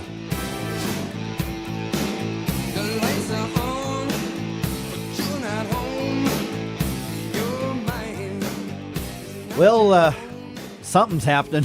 we got something going on in the state Senate. You think? Yeah. The lights are on. It's Jim Ross. That's the name of the old wrestling commentator I was trying to think of. Okay. He would go, "We got a slobber knocker on our hands here." We got our second filibuster, and they mean it on this one. Yeah, they aren't messing around. It's 6:38 in the morning, and they've been going. Yeah, all night long. All right, so things are breaking down even more so between the Freedom Caucus and the GOP establishment. So some of the we the people are planning to speak up today at the Capitol. We'll get to that here in about 30 seconds. By the way, News Talk STL podcast on-demand listening. Don't miss it. Whatever podcast platform you're on, please find News Talk STL. It's just the same handle on every one of them. And just hit that subscribe, and you can listen to any of the shows. You can share them. You can also get those individual interviews and features that we do. So please check that out. All right, so among those who are saying, you know what, these Freedom Caucus types, they could use a little support, and that would be Freedom Principle Missouri. And Byron Keelin joins us right now. Byron, appreciate you being on the show here again. So it's interesting that this rally for the Freedom Caucus members and what they're trying to do, I guess you could call it a protest against the establishment, GOP too, at the same time, happens to happen when there's some action going on. And we just had a greeting from the state capitol. Is that right, Stell, you said? Yeah, Bill Eigel said hello. Bill Eigel sends his regards to us through X or Twitter. And he said 12 hours for the filibuster, exclamation point. There they go. Wow. So, Byron, I mean, this rally, this protest was going to happen either way, but it happens to happen. People are headed to Jefferson City right now on the day when there is a showdown happening. Yeah, well, good morning, everybody, and this is a fight that was brewing, from the last really two legislative sessions. I would say is that this is one of those fights that you knew was going to start happening, and so when the Missouri Freedom Caucus was formed, I think a couple years ago they had the Conservative Caucus in the Senate, and you had the whole fight on the 7-1 map, and you had the fight on a couple of other Parsons nominees with regards to the Health and Senior Services Director and things. And so this is a fight that finally happened, and it's a good thing. I mean, it's a good thing, but it's a bad thing too. And that the bad thing is that it's blocking initiative petition reform from being discussed. I mean, it did get a hearing yesterday. We had someone from our group down there testifying on behalf of Senator Mike Moon's bill, SJR 61, and Eigel's bill, SJR 83, on IP reform. And so we're hoping that those will get out of committee. But Rowden and O'Loughlin, I believe, overstepped their hands with this pettiness of, kicking these guys off committees instead of being leaders and trying to figure out how to do this. And so our group, along with other groups around the state, are going to meet in Jefferson City today. And basically we want to take our state back. We're tired of the special interest groups. Every year we get, we've had COVID legislation blocked. We've had IP reform blocked by, groups like the Missouri Realtors Association. They're constantly in the way. And we got this pro-abortion storm that's on the horizon here. And Rowden and O'Loughlin and I will tell you, the senators that stood behind O'Loughlin and Rowden are blocking us from protecting our state from being from these pro-abortion dark forces. And so these guys, these Freedom Caucus members and Mike Moon and even Ben Brown, they're fighting to try to protect the Constitution. Byron, this is Susie. Do you have a sense of how many people are going to be gathering at the Capitol today, and where are you guys going to be gathering? It's not going to be outside the Capitol, right? It's going to be inside. No, it's going to be inside. It's going to be on the second floor. It's going to start at 11 a.m. And we're anticipating, we've heard around 200 people. So we think that's a pretty good crowd for a Tuesday and for something that really just formulated really a week ago. Yeah. So, the grassroots groups got engaged, put together the flyers, have gotten, really good agenda going. They've got they're going to be reading, our Vice President, Carrie Wells, is going to be reading a proclamation for the group, demanding that the senators be restored to the committees and then also demanding that no other gubernatorial appointments go forward until IP reform is passed and signed by the governor. So, I mean, what you see here is the Freedom Caucus making a compromise by allowing some of these gubernatorial appointments going through. And to tell you the truth, I almost wish they would block all of them anyway. What Parson has done to our state boards and stuff is these appointments have been pathetic on a lot of these things. And so he's leaving office. Why would we want to put someone, who's not going to be in office anymore on these commissions? Okay, Byron, answer some pushback I'm seeing from some truly good conservative groups. One of them posted a little bit ago saying, hey, there have been hearings on good conservative legislation, school choice, and some others canceled today because of the filibuster, and they're putting the blame on the Freedom Caucus for going after these appointments. And they're saying, well, we've got good stuff that's collateral damage because of it. And that's one of the things that the messaging that the Freedom Caucus is going to have to stay ahead of. So what should they say when that critique comes? Well, the thing is that Caleb Rowden and Cindy O'Loughlin control the flow of what comes to the floor. If instead of bringing these gubernatorial appointments to the floor, why didn't they bring these school choice bills or these educational freedom bills to the floor and discuss them? We know that the Freedom Caucus would be happy to support those bills. So the issue here, again, is Rowden and O'Loughlin, their lack of leadership. They're willing to stand up for special interest groups over the will of the voters and what we supposedly elected them to do, and that's to protect the Constitution and to pass these educational freedom bills. But they could have easily have brought those to the floor, and I guarantee you that filibuster would stop immediately for that. Byron, I've had somebody ask me, where's your governor on this? If it's this war is going on in the Senate, and one of the things that's involved is his appointments. What's he saying about it? I haven't seen a whole lot from him. I mean, I think I saw something from him that was kind of like, well, it's unfortunate, and you hate for people not to be getting along, but I haven't really seen him take a stand on it. Have you? No, and it's he's true to nature on this. I mean, like I said, like I've always said, I really believe he makes Joe Biden look effective on things, because he is literally out to lunch on a lot of these things. He doesn't care. He talked about in his State of the State address how he, is putting people first, but yet he refused to do anything about St. Louis City crime with regards to Kim Gardner. He had the power to remove her 2.5 years ago, or to allow the Attorney General to take over the prosecution of cases in her office, and he just sat back on his hands. And this is typical of this governor. He's failed to show up to lead, and what you see is what you get in the Senate and House leadership too. They see the governor not doing anything, and they figure, well, we might as well not do anything either.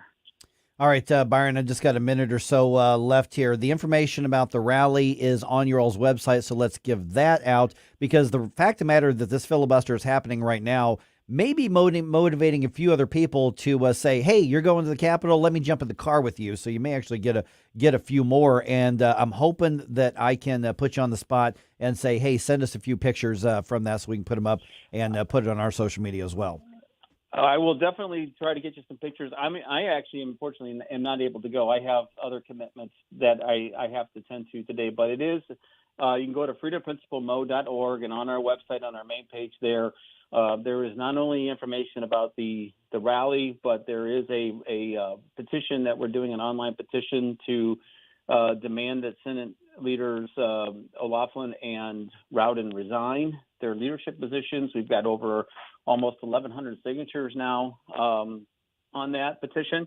And, we just we know that several of our members are going down. There's one guy that told me that he's got a caravan going down of about 20 to 30 people. So they're going out of St. Charles today. So they're going to be out there, and we will do our best to get you some pictures and send them to you. That's great. Byron, appreciate it, from Freedom Principal Mo, and we'll look forward to that, and we will be talking about what happened on tomorrow's show.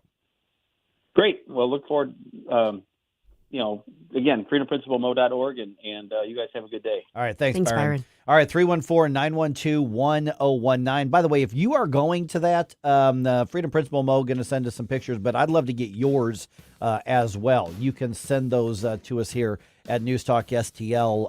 I'm at mike@newstalkstl.com. It's real easy to remember. Send me your pictures, people. Send them to Katie, send them to Tony, send them to Stell, send them to Vic, send them to anybody. Share them on social media, tag us. Yep, tag us on social media. That's perfect, exactly. All right, just ahead here, I know this is going to be a little bit of a surprise. Going to go over a few of the headlines in the news. Turns out there's some corruption and anti-Semitism in the United Nations. No. I know. Brace yourself. I've got the update for you in about 3 minutes right here on 101.9, 94.1 News Talk STL.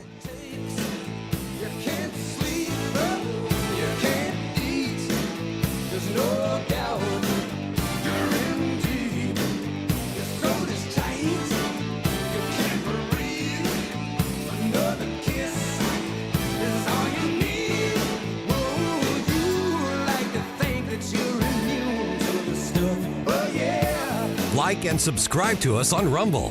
News Talk STL.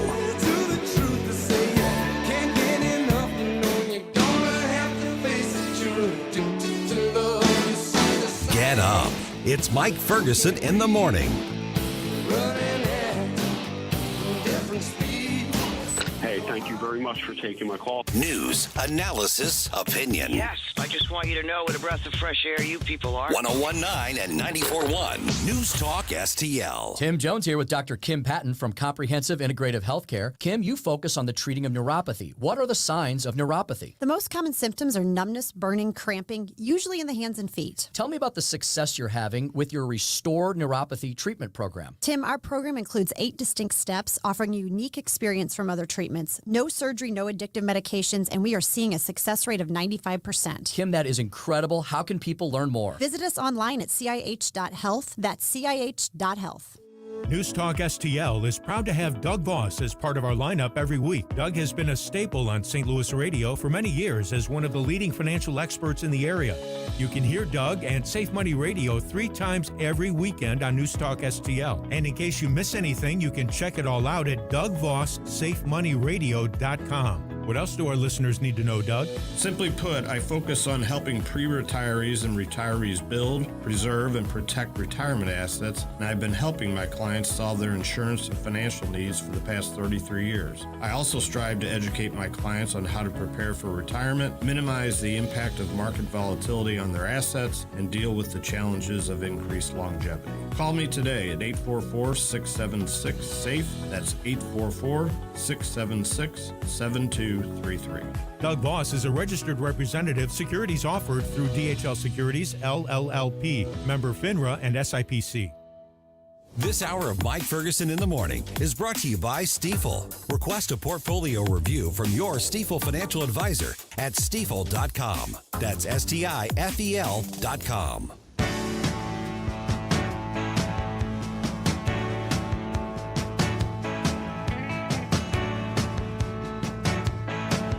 Hey, this is Todd Showalter. Join me for the Right Mind Show on Saturday at 5 as I try to put some fun back into this wacky radio station. You know, and speaking of wacky, let's get back to Mike Ferguson in the morning. You know, this is one of those songs where whenever it comes on, you just have to turn the radio up. Yeah. If you don't, I would think you'd need to, like, question some things in your life. Absolutely. Especially if you're driving. Yeah. Yes. I mean, that's like somebody wants to have a conversation with you and this song comes on. The correct response is... It's a classic. Yeah. All right. Okay, anti-Semitic corruption within a United Nations organization? No. What? Oh, color me shocked. Okay. Support for the Freedom Caucus on the way to Jefferson City, literally right now, most likely. And you can use your passive-aggressive disdain for your ex to help one of St. Louis's attractions. Oh? It's for the kids. Oh? All right, it is 6:52 right now. By the way, at 7:05, we're talking elections. Shane Schoeller, running for Secretary of State. He is currently the Greene County Clerk, which oversees all the elections in one of the largest counties in Missouri. Former state legislator and candidate for Secretary of State, going to be with us here. All right, let's get to the things happening around the area, around the world here. Many countries, the United States is not among them as of right now, but many countries suspending their funding of the United Nations Relief and Works Agency, which is generally referred to as UNRWA, following new information that about a dozen of their aid workers actually took part in Hamas's attack on Israel.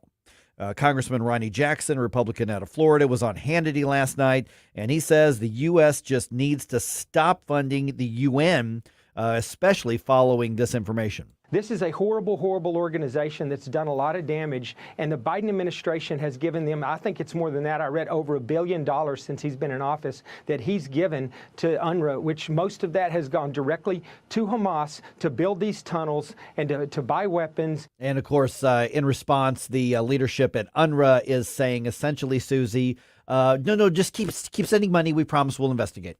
Yeah, I don't think that's good enough. But I'm pretty sure the U.S. has paused its funding as of right now. We have. Okay. Yeah, we have. But how long does that pause last? Until the headlines move to something exactly. else. That's the thing I would be concerned about. But yeah, that's something I think that we wrote about at Red State. So we're among those that have paused the funding. At least it got their attention. Yeah, precisely. Okay, an Illinois Elections Board will discuss whether to keep or remove Donald Trump from the primary ballot. Yep, we're doing this again, Susie. Yay. This is over the January 6th stuff, the riots there. Okay, so the State Board of Elections is going to discuss that question at their meeting today, which was a regularly scheduled meeting, so they didn't call a meeting for this. Right. This is just on the agenda. So what's happened to lead up to this is some left-wing activists have started their petition, and it doesn't take much to get it on the radar.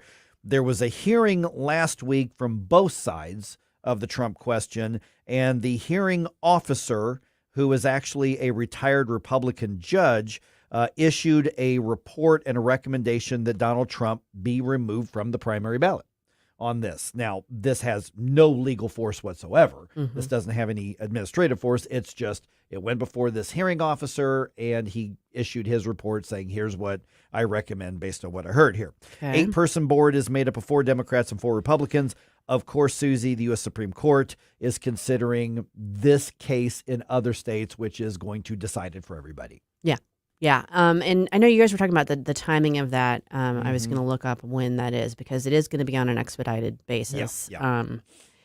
I know there's some hearings coming up, I want to say next week before the Supreme Court, some oral arguments, and it may be among those. I'm not 100% sure. I'm going to look. While we're on a break, I will take a look. There we go. We'll have a better idea of the timetable there. Yep. All right. Also, speaking of other things nationally, negotiations underway in Congress for a new border security package. I think at this point, it's like, you know what?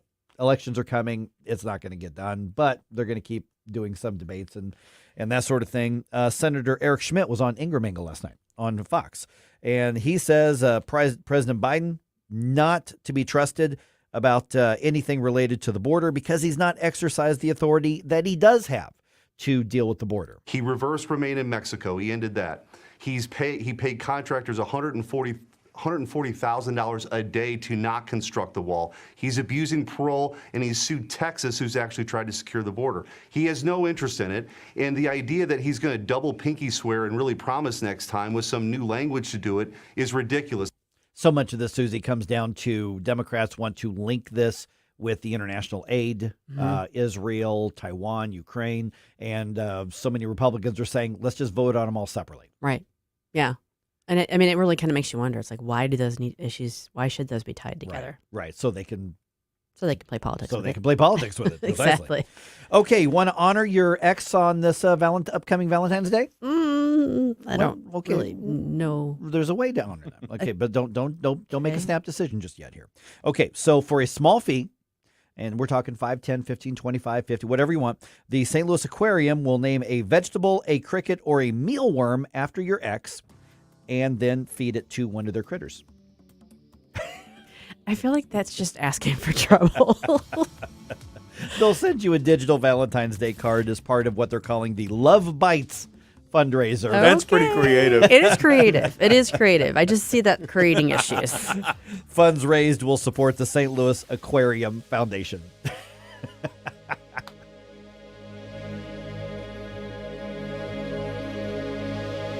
With Old Man Winter blowing into the heartland, let me tell you, Hanson's Tree Service is here to help. Tim Jones here for Hanson's Tree Service. Look them up 24/7 at hansonstree.com. Do you have any tree problems at your home or your business? Overhanging branches? Have Hanson's and the gang take them down professionally so Old Man Winter doesn't. What about organic mulch? Hanson's Tree has got that in bulk. It'll save you in price and time. Incredibly convenient. Protect all those assets you've got in the ground and have Hanson's take care of everything above the ground for you as well. Get them out to your homestead or your business right now. hansonstree.com. That's hansonstree.com. Question. Do you know what vermiculite is?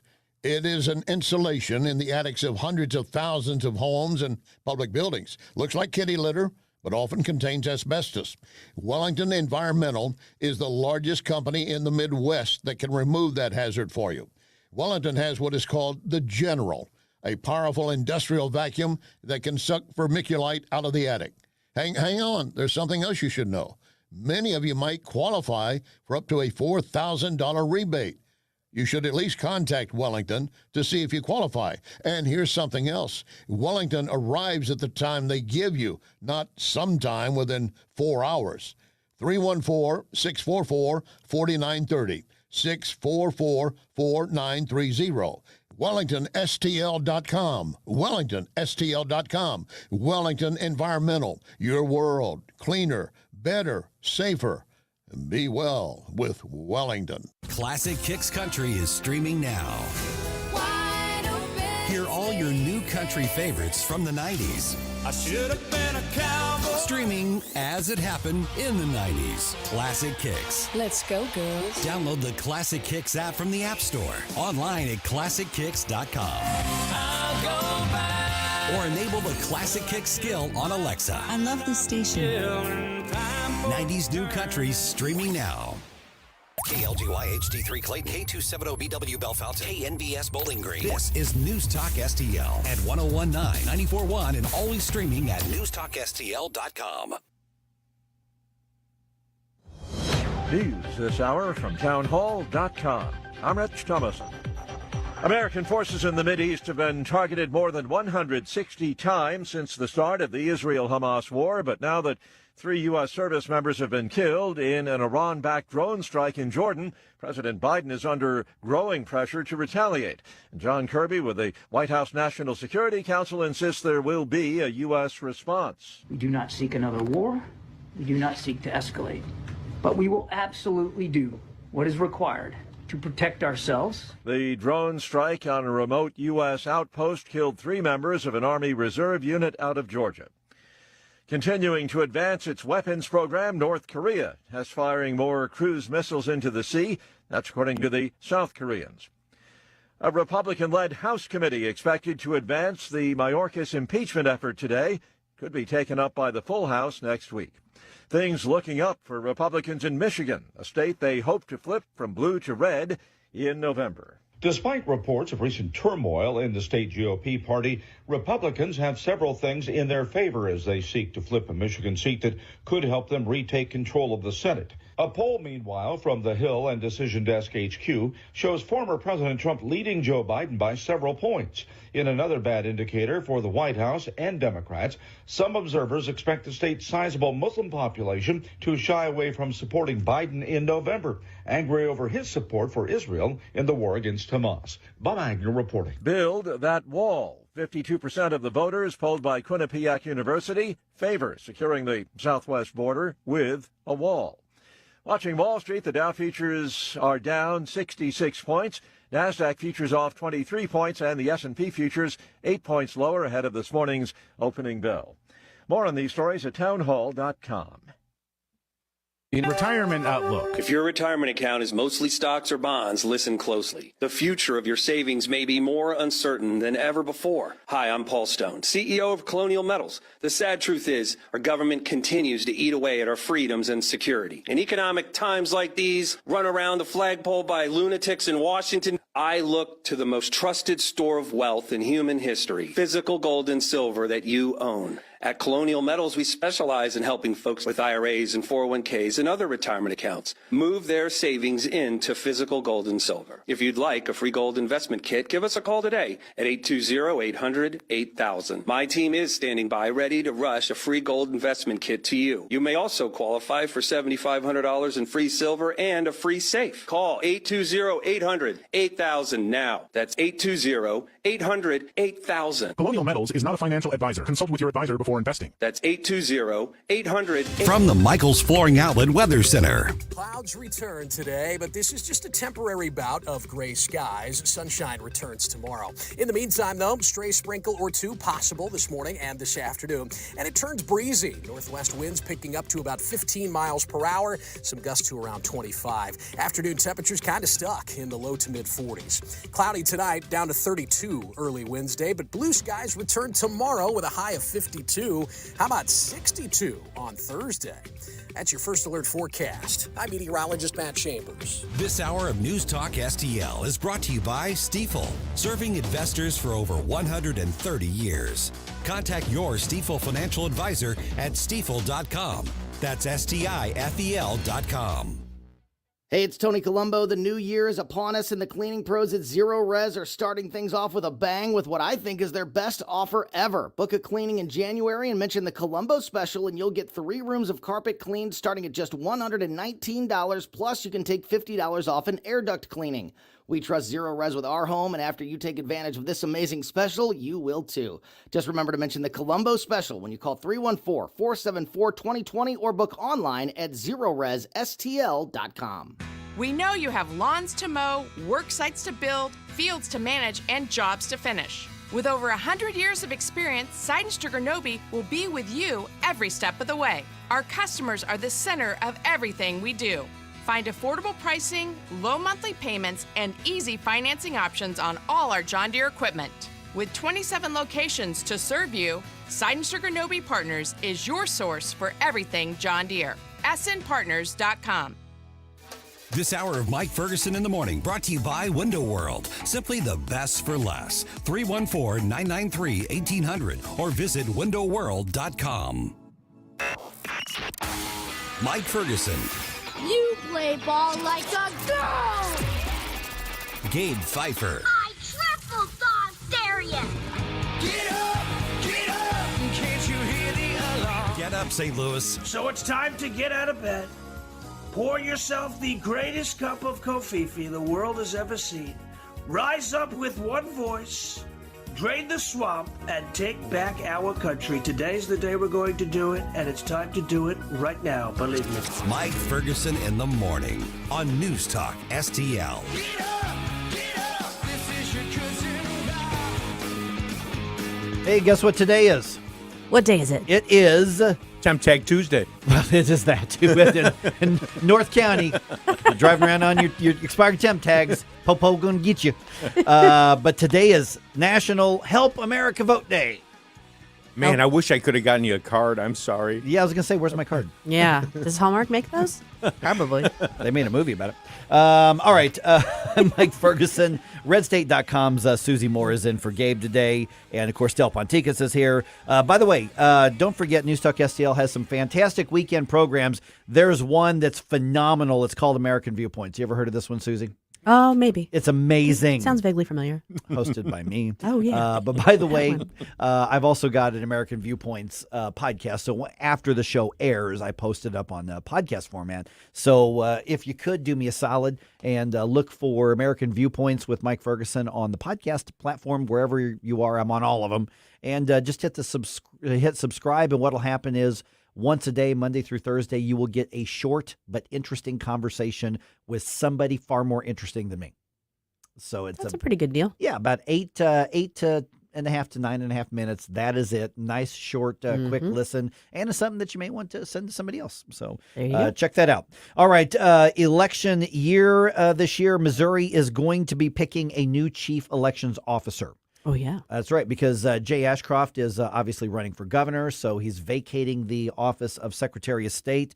We've got a contested primary on the Republican side of this. Ew. One of those candidates is former Missouri Speaker Pro Tem and also currently the Greene County Clerk, so he's actually the only one who oversees any elections in the race right now, and that's Shane Schoeller. And Shane, good to chat with you again, my friend. Thanks for being on the program. Let me start with kind of assessing where we are when it comes to Missouri elections. A lot of reforms have been passed over the last few years.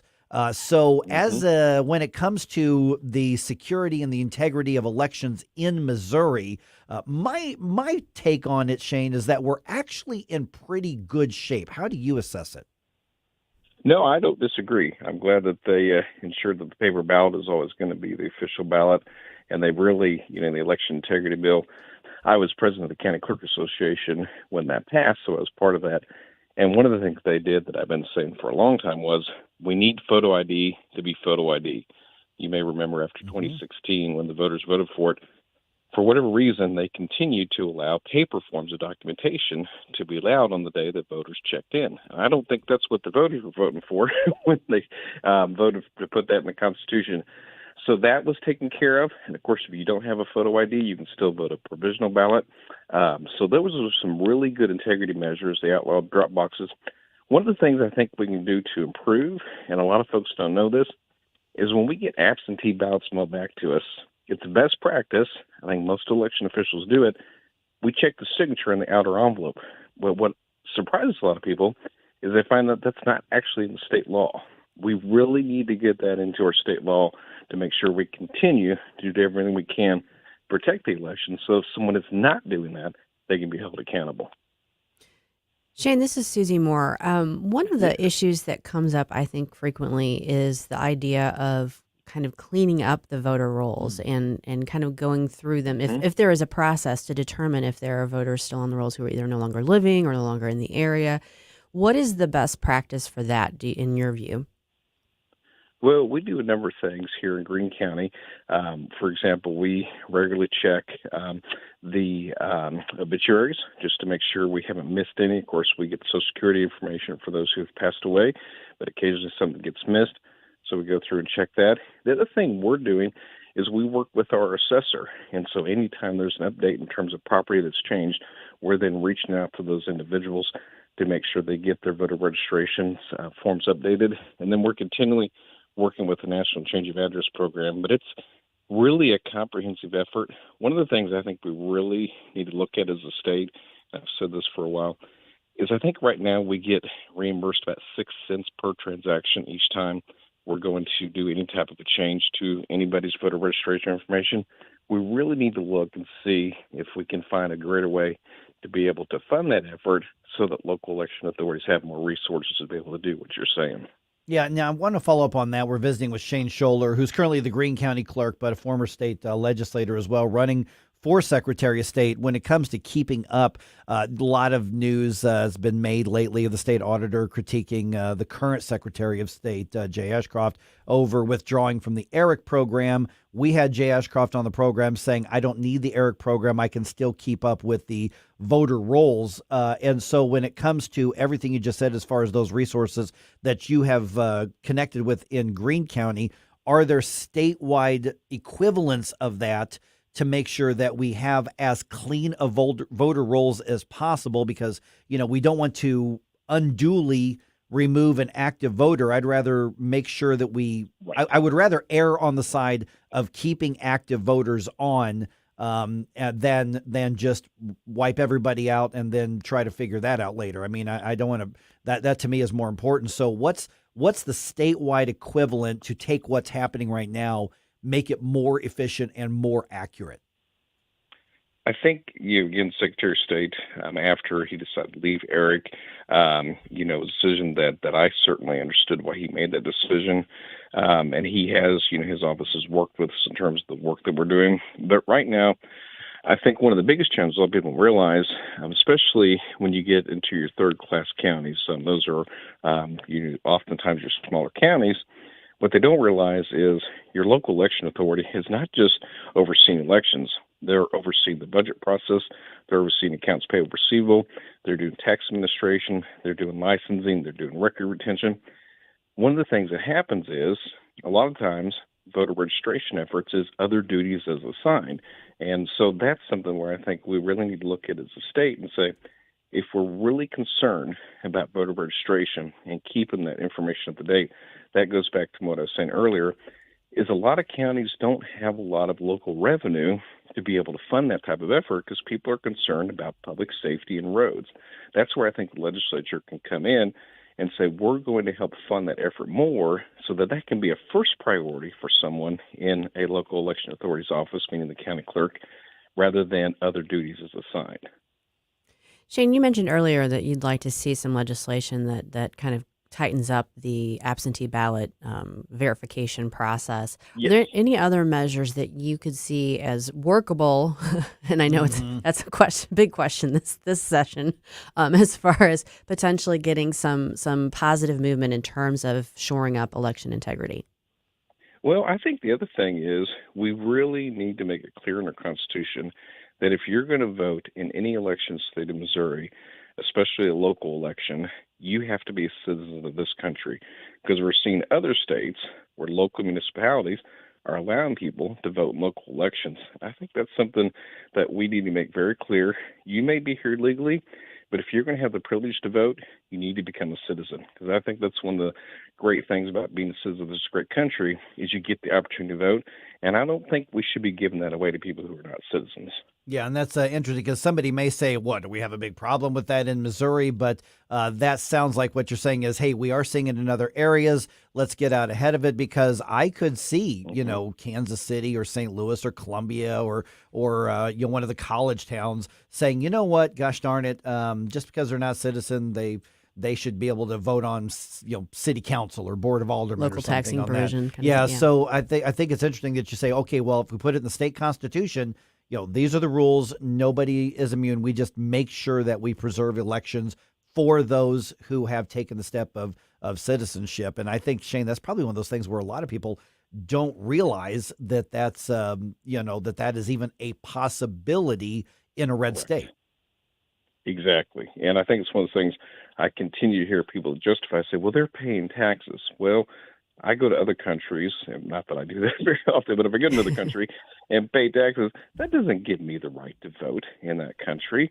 I think you have to show that truly to be a citizen, that you take those necessary steps legally and then become a citizen, then you get that privilege to vote, not just justification you're paying taxes. And I think that we have to make sure that here in Missouri, people understand that we do take pride in our citizenship. And if you're going to get the opportunity to vote, you have to be a citizen. Okay, we're visiting with Shane Schoeller, who's currently the Greene County Clerk, former state rep, now running for Secretary of State, Republican primary. You've got not a super crowded, but a reasonably busy primary in your race, Shane. So, there's a lot of things that the Secretary of State's office is specifically tasked to do, and not all of them are particularly ideological or partisan. There are a lot of the ways administrative as well. But why is it important that a conservative be in that role when so many of the things are process oriented for the Secretary of State's office? Absolutely. What as county clerk, we do a lot of administrative roles to exactly what you said. They're not necessarily, one party or another. You're just serving the public. But I think it's important when you think about just what happens in terms of business services. That's a huge part of what the Secretary of State's office does in terms of serving the business community across the state. I want to make sure we have someone that understands we want to do everything we can to help the entrepreneur, the business itself, be able to be successful and be able to make sure we continue that just through the simple work of business services with the Secretary of State's office. The other area that I think we really have to think about is investment protection. As you well know, Securities Division is in the Secretary of State's office. We need to make sure that every time people think about investing their hard-earned dollars, they know that it's a safe investment. And if there is someone trying to prey on those investors, you have someone who's ready to shut them down. I think that's critically important. And then the other area that I didn't used to think was controversial, but it's become more controversial, is the library division. As you well know, the Secretary of State's office works with the local libraries across the state. I'm a big believer in terms of what local libraries do, but they should not be pushing an agenda, and they need to make sure that they're just serving the public. And so one of the things I'm encouraging people to do is make sure you're familiar with who your library board is. Maybe even take a chance at saying, hey, I'd like to serve on the library board, and talk to your county commission in your area or the library itself and say, I'd like to have an opportunity to do this. But we need to have more eyes on what's happening in our public libraries, and I would like to do that as the Secretary of State. All right. What's the website, Shane, social media? Appreciate you being on the program again. It's Shane for SOS for the website, and then just Shane Schoeller at both Facebook and Twitter, or X, I guess you call it. That's right. All right. Shane Schoeller, former state rep, current Greene County Clerk. I will point out the only one of the candidates who actually oversees elections right now. Yeah. Exactly. All right, Shane, we'll talk to you again soon, my friend. Okay, thanks, guys. Take care. All right, 314-912-1019. Interesting question. One thing the lawmakers are dealing with that I found a news story on it, but it's not headlines. We're talking about children and marriage right now in the state law. In Missouri? In Missouri. I did not know that. Yeah. I heard about it in Kentucky. No, that was about cousins. Never mind. Right. No. This is about under 18. We're actually talking about minors and marriage in 2024. I didn't even know this was still a thing. Is this a thing? Yeah, but I'll tell you what the law is currently in Missouri, and you may be surprised. Okay. So we'll do that around 7:21 here on 1019-94.1 News Talk STL.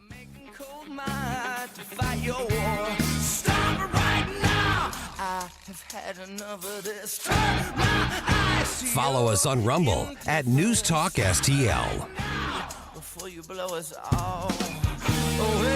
Get up. It's Mike Ferguson in the morning. Get up, can't you hear the alarm? Get up, this is your cousin car. Get up, what are you waiting for? Get up. Columbo and Katie. Is Joe Biden's weakness on the world stage about to plunge us into war? We'll talk about it Tuesday, plus the latest drama in Jeff City with Crane Durham from nothingbutTruth.com at 2:20.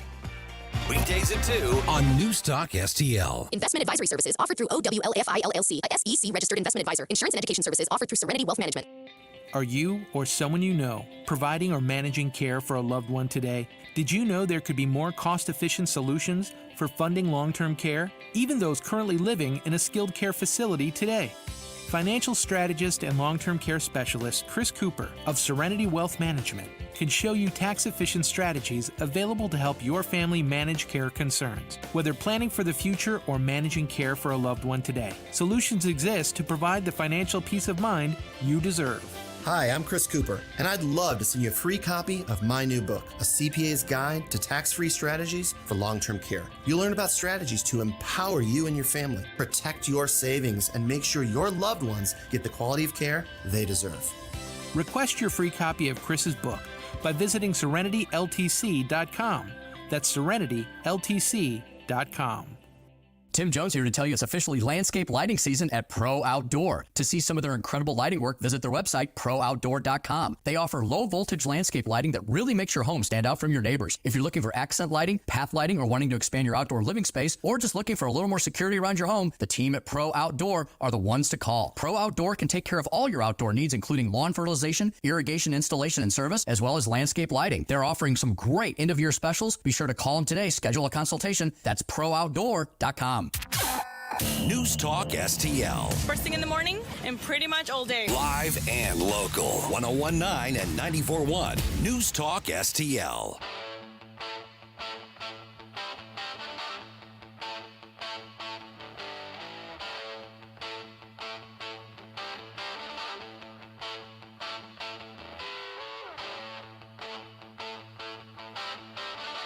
Hey, this is Larry Connors. Make sure you're listening later today at 6 o'clock on News Talk STL for my show, Larry Connors USA. Now, back to Mike Ferguson in the morning.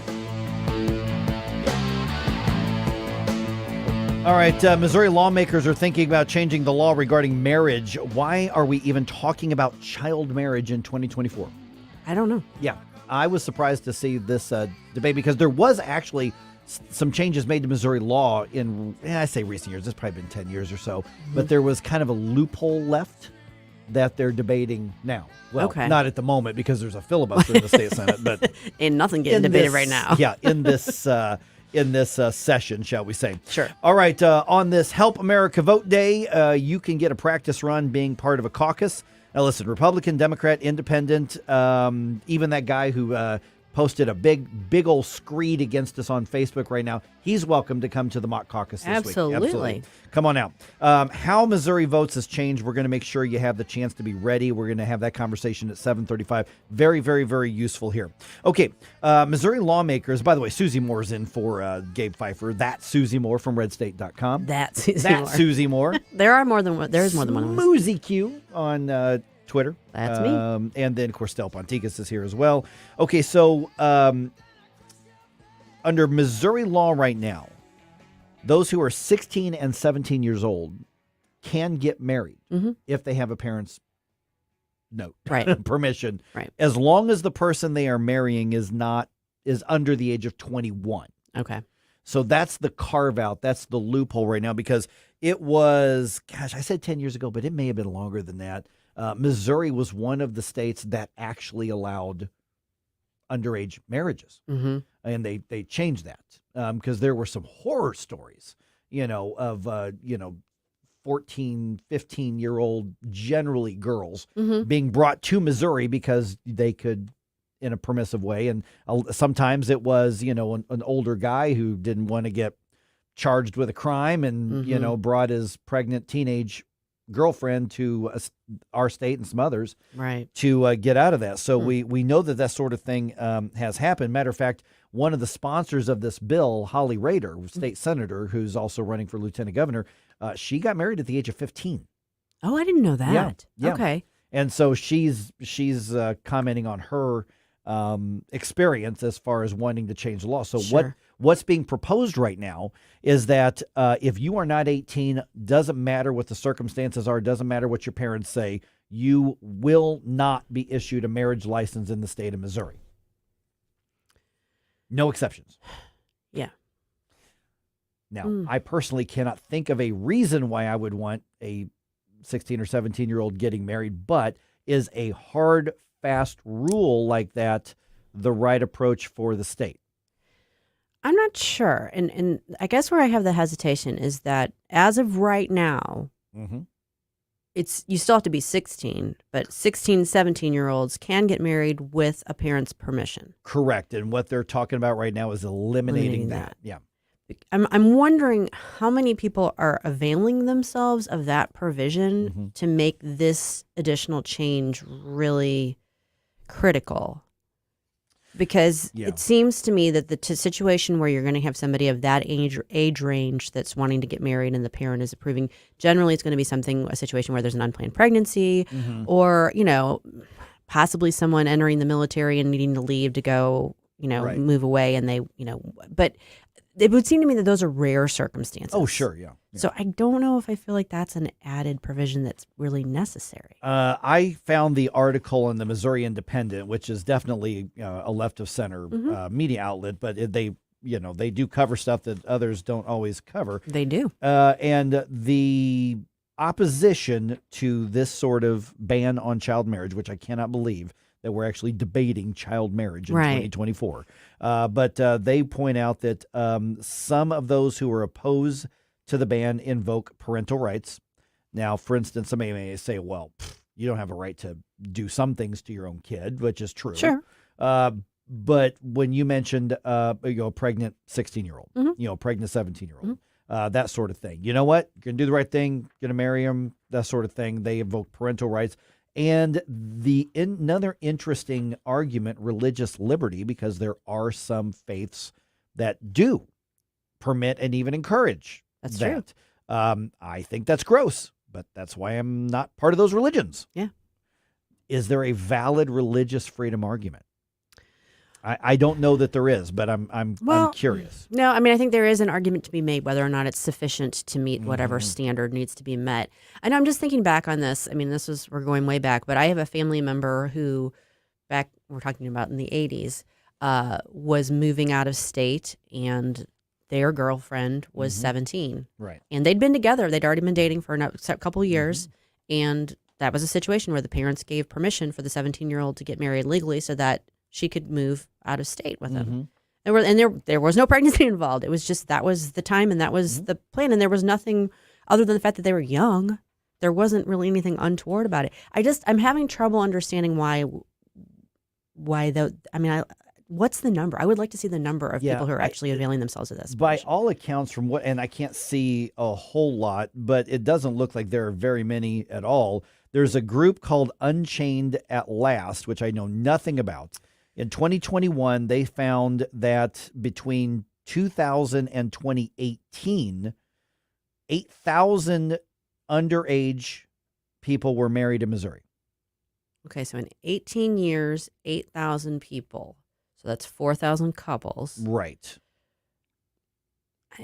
I don't know. I mean, what is the objection to 16 and 17-year-olds getting married if it's with their parents' permission? That's what I'm not getting. Well, and there are, I mean, all kidding aside, it wasn't that unusual 75 years ago. Oh, no. Or 100 years ago. That was fairly normal. Right. I mean, yeah, that was very normal. I don't know that it was I have right. ancestors that were married younger than that, but that's neither here nor there. I'm trying to figure out what the objection is. Yeah.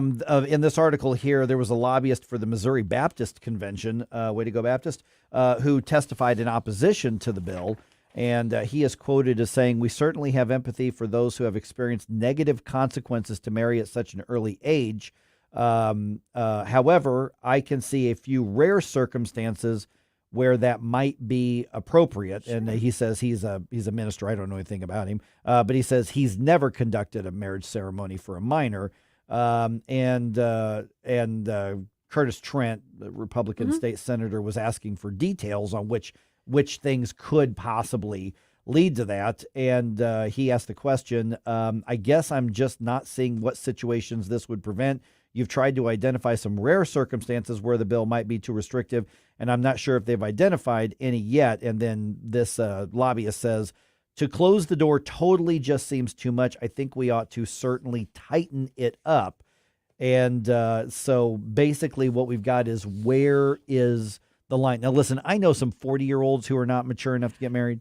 Right. So it's Yeah. not even. Oh no, and just I want to about be clear. that. I Yeah. think I think it's a very unwise decision to be getting married that young. Yeah. But I also understand that there are circumstances where that might be the best decision under those circumstances. So I don't know. I'm having trouble getting behind this. Well, BC, this is one of the things where when you study this stuff really closely, and I don't mean child marriage, I mean like lawmaking, legislation, policy, things like that, there are a lot of people who say there ought to be a law. You see something like, you picture a 14-year-old girl, your little niece, your grandchild, your daughter. I think of like my daughter when she was that age, and it's a horrifying image of something like that happening. But then you also say, wait a minute, this really is also about the role of government as well. I'm not losing any sleep if they ban marriage certificates for anybody under 18. I mean, I'm just not losing any sleep over that at all. But is there a fair question to say, well, wait a minute, but could there be, or could you say a judge would have to approve in certain circumstances or something like that? Yeah. Or is it okay now where if you're under the age of 18 and you're at least 16, that a parent can sign off and you're okay? Here's the other thing. We allow for enomancipation at 16, do we not? That's true. Yeah. So you could allow a 16-year-old to be emancipated, but you couldn't allow them to get married with their parents' permission? That makes no sense to me. That's an interesting point. I never thought about that. They can have a job, they can drive a car, but we're not going to okay them getting married if the parents okay it. Yeah. I think that's government overreach. And my libertarian streak's coming out. Right. And see, that's the thing, though, is that, but there's a lot of people that get caught up in the emotional argument. Sure. And a lot of times you don't get past that. Yeah, but I mean, if you're worried about abuse of people or abuse of underage people, the prevention of the marriage isn't protecting against abuse. I mean, you don't have to have a marriage certificate to abuse somebody. Correct. So, yeah, precisely. Interesting conversation happening there. Yep. All right, just taking a little break from the filibuster. Detour. All right, the way that we vote in Missouri for president is changing. You could get a practice run at it this week. We're going to tell you how to do that in about 2.5 minutes right after this information segment on 1019 94.1 News Talk STL. From the Michaels Flooring Outlet Weather Center. Clouds return today, but this is just a temporary bout of gray skies. Sunshine returns tomorrow. In the meantime, though, stray sprinkle or two possible this morning and this afternoon. And it turns breezy. Northwest winds picking up to about 15 miles per hour. Some gusts to around 25. Afternoon temperatures kind of stuck in the low to mid 40s. Cloudy tonight, down to 32 early Wednesday, but blue skies return tomorrow with a high of 52. How about 62 on Thursday? That's your First Alert forecast. I'm meteorologist Matt Chambers. I like supporting local companies that give back to the community. For more than 40 years, Vincent's Jewelers has helped raise more than $1.5 million for local charities. So I'm personally asking that when you're shopping for jewelry, give Vincent's a chance. And in turn, Vincent's will give even more to our community. On Olive, just east of 270. New specials every day on vincentsjewelers.com or Vincent's Facebook. This is Larry Connor's commentary on News Talk STL. This should come as no surprise, but there's a network of leftist organizations all making sure that Trump is not reelected. Oh, really, Larry? You're telling us that? Yes, but I'm adding content for you. The secretary of the libertarian-leaning Republican Liberty Caucus has been doing research on these groups and found out that they went to work to crush Trump right after the 2016 election when he defeated Hillary. And they went after the MAGA populism immediately. Now they have this Democracy Alliance, they call it, political activist networks, all left-wing, all anti-Trump, even some charitable nonprofits, all mimicking the Tea Party's grassroots coalition. They are calling themselves Indivisible. And they're pushing the primary mission, defeat MAGA, save democracy. You hear it over and over again, don't you? Yes, they repeat it over and over in an echo chamber, all out to defeat Trump. Well, as I said at the beginning, this should not come as a surprise. But now there's more information of how long they've been active, how they've been after Trump from the very beginning, regardless of what he was going to do. And now you are officially informed. Officially warned. Get more Larry Connors on Larry Connors USA. Tonight at 6 on News Talk STL. Hello, this is Chad Clayman with Clayman Group, KLAMEN Group.com, where we buy houses direct in as-is condition with no middleman involved. I recently bought a house from somebody that was embarrassed to let me in the door. There was stuff all over the place, and the entire house smelled like smoke. However, we were definitely able to see the potential. We gave them a great cash offer that they were very happy with. So if you have a house that isn't in the best shape, maybe in some disrepair, we're interested in making you an as-is cash offer. Please reach out today, KLAMEN Group.com. Hey St. Louis, my name is Rob Carter. My new primetime show will explore the collaboration between corrupt media and our corrupted political system. From manipulated elections, open borders, mandated medicines, and unconstitutional lockdowns, what is going on? The Rob Carter Show. Let's talk about it on The Rob Carter Show. Join me weeknights from 8 to 10 p.m. on News Talk STL. Rob Carter, live and local, weeknights at 8 on News Talk STL.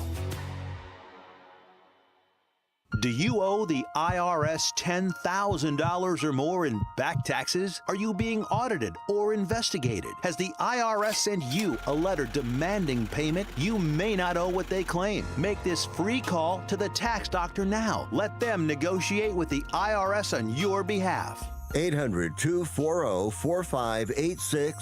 800-240-4586. That's 800-240-4586. So many ways to listen to News Talk STL. Come join the conversation. All you have to do is say, Hey Alexa, play News Talk STL. Welcome to News Talk STL, conservative talk radio for St. Louis.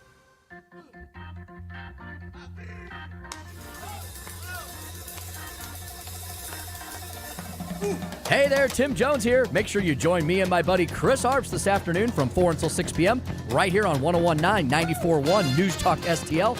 Right now, let's get back to more of Mike Ferguson in the morning.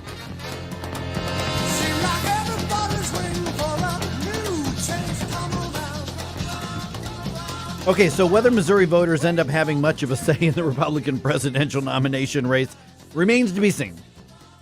Probably not.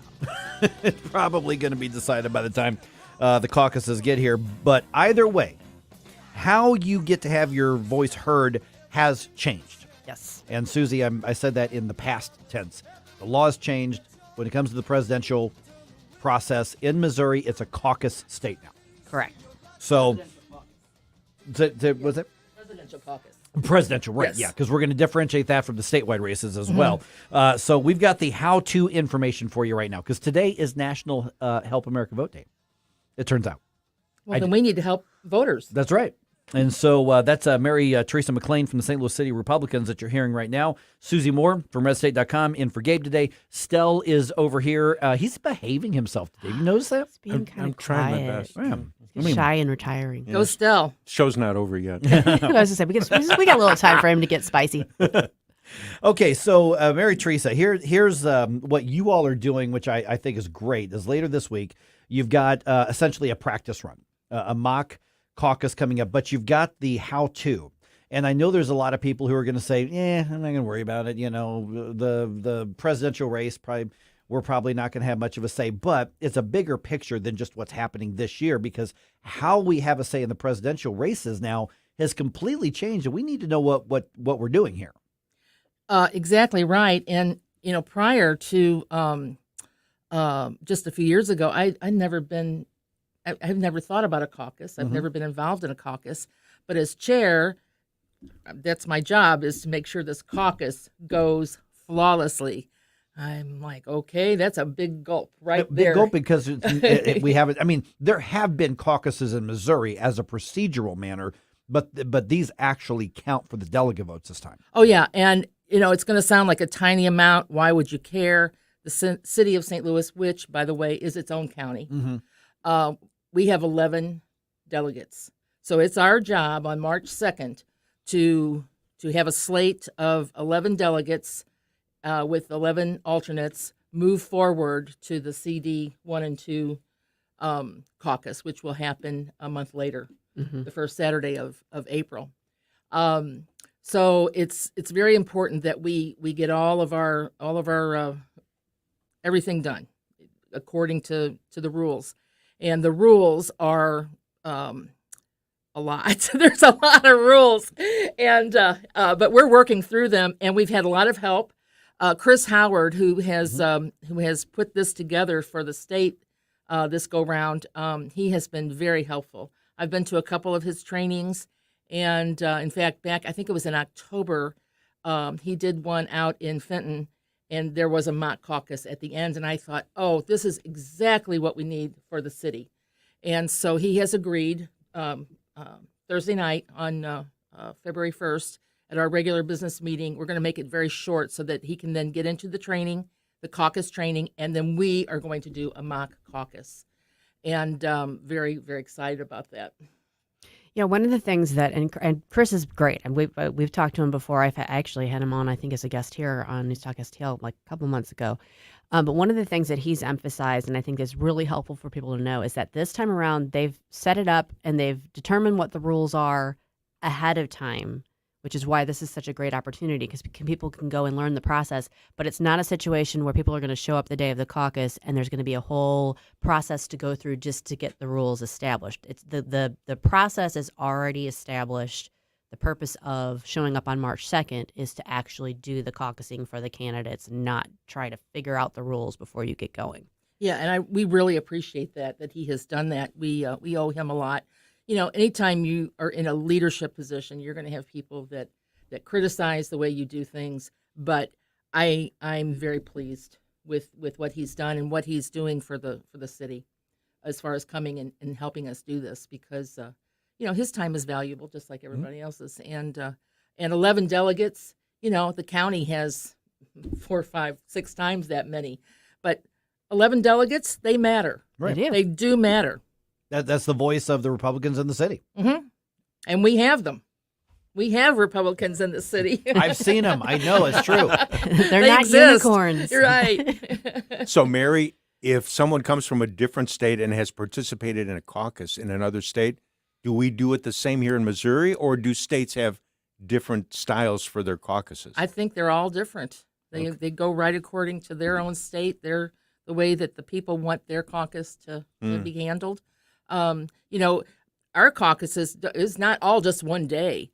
We have caucus that starts at the county level, and the city being its own county, we're having our own caucus. And then a month later, it goes to the congressional districts. They have their caucuses, and then a month later, it goes to the state. Yeah. So we're visiting with Mary Theresa McClean from the St. Louis City Republicans. Okay, so just to kind of clarify, this coming Thursday, which is your normal city Republican meeting right, anyway. First Thursdays, yes. And you're going to have Chris Howard coming out, and he's going to do kind of a primer, kind of a Caucus 101. Caucus 101. And then you get to go through the process, and somebody says, oh, man, I wish I could be part of that, but I live in Franklin County. I live in Jefferson County. Can they come out and at least get the information and do the practice run with you? They sure can, and we invite them to come, because all caucuses across the state of Missouri will be run the very same. Each county doesn't have its own rules. Right. So if you're in Franklin County, if you're in Warren County, if you're in Cole County, wherever in the state, if you happen to be in the city of St. Louis 2 nights from now, come on and participate in this mock caucus. What if they're a Democrat? They can't participate, but they can view. Our meetings are open to the public, and we don't require that you give your party affiliation to be at our meetings. And in fact, the day of the caucus on March 2nd, there's a place for people to come and just spectate. Right. Well, that's great. Mm-hmm. Mm-hmm. And where is the meeting held on Thursday? At the St. Louis Police Officers Association Hall at 3710 Hampton, near Chippewa. And it's where we have our monthly meetings. Right. And every chance I get, I give a shout out to the SLPOA. They make that space available for us, and that has been a reason that we have been able to grow like we have over the last 4 years. We've been there, I think, about 3 years, and they give us other nights that we can go and do trainings. It's we just thank them so much. Couple things. One, this is only for the presidential race. I wanna Just point out. presidential. So when Yes. it comes to the race for governor, the race for any other statewide offices, state representative, That'll happen Congress, in August. Yep. Yep. Those are normal primaries. Right. Nothing has Yep. changed on Mhm. this. So we're talking Exactly about right. Yeah, and then the other thing that I want to point out on this as well is that there probably aren't going to be all of these how-tos 4 years from now. So if somebody says, well, it doesn't matter now, I mean, look at what's happening with the race, and who knows what the race is going to look like, by March. At this point, you still need to know how to do it. Yes, this mock caucus, I think is going to be so valuable, not just for this year, but for moving forward. Of course, in 4 years, we might go back to not having a caucus, but if we do, and this caucus procedure works out really well, it might be something that we adopt and build upon in future years. Yes, but I just had an idea. I hadn't even thought about this before. But if someone is listening and they have a high schooler at home, bring them. Yeah. This Oh, would be absolutely. fantastic. Yeah. If you're a civics teacher, I don't even know if they have civics classes, but if you're a teacher and you want to bring some of your students, please do. And that police officers hall holds a lot of people. Oh, it does. Yeah, And, there's plenty of room in there. And it would be very exciting to see young people come and parents bringing them.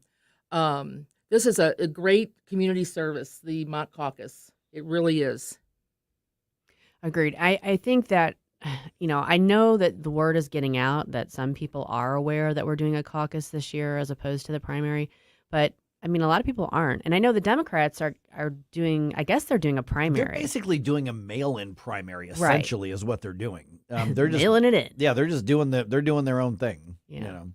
But, anybody, like you said, Democrats, independents, anybody can come observe. And I would think that if you are somebody who's engaged politically at all and wants to have a say in the process, this is a really good way to find out how it's going to all go down so that when people do show up on March 2nd, it's not just mass chaos confusion. Exactly right. And from conversations I've had with a few people that have been in, I think we had a caucus back in 2012 or 2008. Right. Anyway, apparently it was quite a lot of confusion. Right. Well, because what happened back then is we were still a primary state, but there were always caucuses on the calendar. But generally speaking, what happened in Missouri was the caucuses met to select the actual delegates who then would go and reflect what the primary voters had said. Well, then what had happened is a number of people who supported Ron Paul back in those days figured out that there was nothing in the law that bound the delegates to the primary vote. And so they learned the rules of the caucuses. They learned how they worked. And they basically went in to take over and get Ron Paul delegates, even though Ron Paul didn't win the primary, because they took with the caucus process. And so that's where that confusion was. I see. And Okay. so now we've just done away with the primary. The caucuses are the caucuses. Right. And we've done away with the ability to come in and change up the rules at the caucus. Right. They're already of set. Yeah, there were a lot of they came in and then as I understand it, they came in and they basically said, we're going to make the motion to suspend these rules. We're going to elect this set of leadership. And so like the county leaderships and all over the place, they were basically deposed or displaced. Deposed. They were displaced. Yeah. By people who were using the Roberts rules. And I don't think anything the Ron Paul folks did was actually illegal or against the rules. No. They just knew the rules and then came in and caused a bunch of chaos through the rules. Well, that's America. Right. That is your right as an American. Yes. And that's a shining example of why it's good to go to something like a mock caucus Yes, so that you exactly know the rules right. ahead of time. Yes. Yeah, although this time, of course, with the absence of a primary, it comes down to you're going to do the caucuses the way they were actually intended, because our great-grandparents grew up in a time when the caucuses were what decided things. You went to the county seat, you hashed it out, you sent your delegates. That's just how it used to be. Primaries came later, and we just became a primary state. Yep. Well, when the whole caucus conversation came up for committees, and we got to learn the caucus. At that time, it was several months ago. It was like, okay, well, you're going to have Ramaswamy, you're going to have DeSantis, you're going to have Haley, and a few others. There's going to be all these different slates. Right. Well, look what we have now. Right. Yeah. Yeah. You've got. They're a little more simplified. Yeah. A little bit more simplified. But of course, this is not the mock caucus, but we're going to certainly take this into consideration at the mock caucus. What we fully expect is that if it's just Trump on March 2nd, that we're going to have more than one slate. Oh, okay. And so then there could very easily be, in the city of St. Louis at least, and possibly in other counties as well. But I fully expect that if it's down to just Trump, that we're going to have 2, maybe 3 slates that show up, and then we're going to duke it out as to which slate moves on to the congressional districts. And I think that could be as scrappy as if we had Yeah. more than one candidate. Absolutely. Okay. Yeah. Do you have a few extra minutes? I sure do. Okay. I know because we need to do a quick information segment here. I've got a question for you regarding that. Okay. Just ahead here. We're visiting with Mary Theresa McClean from the St. Louis City Republican Party. Let's go ahead and give out the website so people can find where to get the location for the meeting. Sure. It's all on there, stlouisrepublicans.com. Doesn't get any easier than that. All right. Mary Theresa McClean going to be with us here around 7:52 on 101.9 94.1 News Talk STL.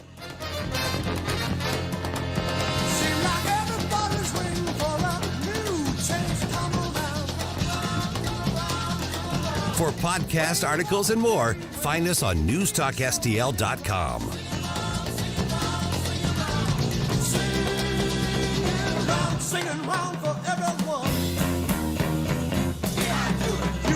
Get up.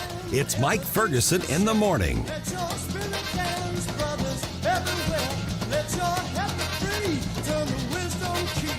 The Herzog Foundation is the vision of its founder, Stanley Herzog, and it exists to promote and accelerate the development of quality Christ-centered K-12 education. Hi, this is Daryl Jones, president of the Herzog Foundation. Our primary goal is to advance Christian education so that families and culture flourish. The legacy of Stan's business career centers around making national transit ecosystems accessible and sustainable. Likewise, the legacy of Stan's philanthropy centers around making the ecosystems of Christian education more accessible and sustainable for families across the nation. Visit HerzogFoundation.com to learn more about our programs, including trainings, scholarships, conferences, news, and our podcast, Making the Leap. Visit HerzogFoundation.com to learn more and sign up for The Lion, an initiative of the Herzog Foundation that carries articles covering a wide range of issues facing American families and culture. HerzogFoundation.com. I'm Dr. TJ, owner of the Institute of Natural Health, co-owner of Optimal Nutraceuticals, and the host of Wellness 101. Wellness 101 is designed to cut through the nonsense and provide you common sense, science-based information regarding health and wellness. On the show, we discuss topics like thyroid health, gut health, hormone optimization, and many others. Our show airs Saturdays at 10 a.m. and 2 p.m. and Sundays at 11 a.m. and 3 p.m. right here on News Talk STL. For more information, visit us at inhstl.com. That's inhstl.com. This hour of Mike Ferguson in the Morning brought to you by Window World. Simply the best for less. 314-993-1800 or visit windowworld.com.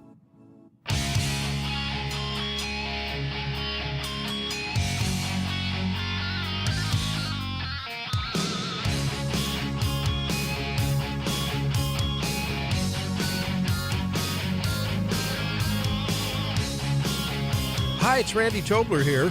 Pour a big cup of coffee and catch my show every Saturday morning from 6 to 9. Right now, it's back to Mike Ferguson in the Morning here on News Talk STL.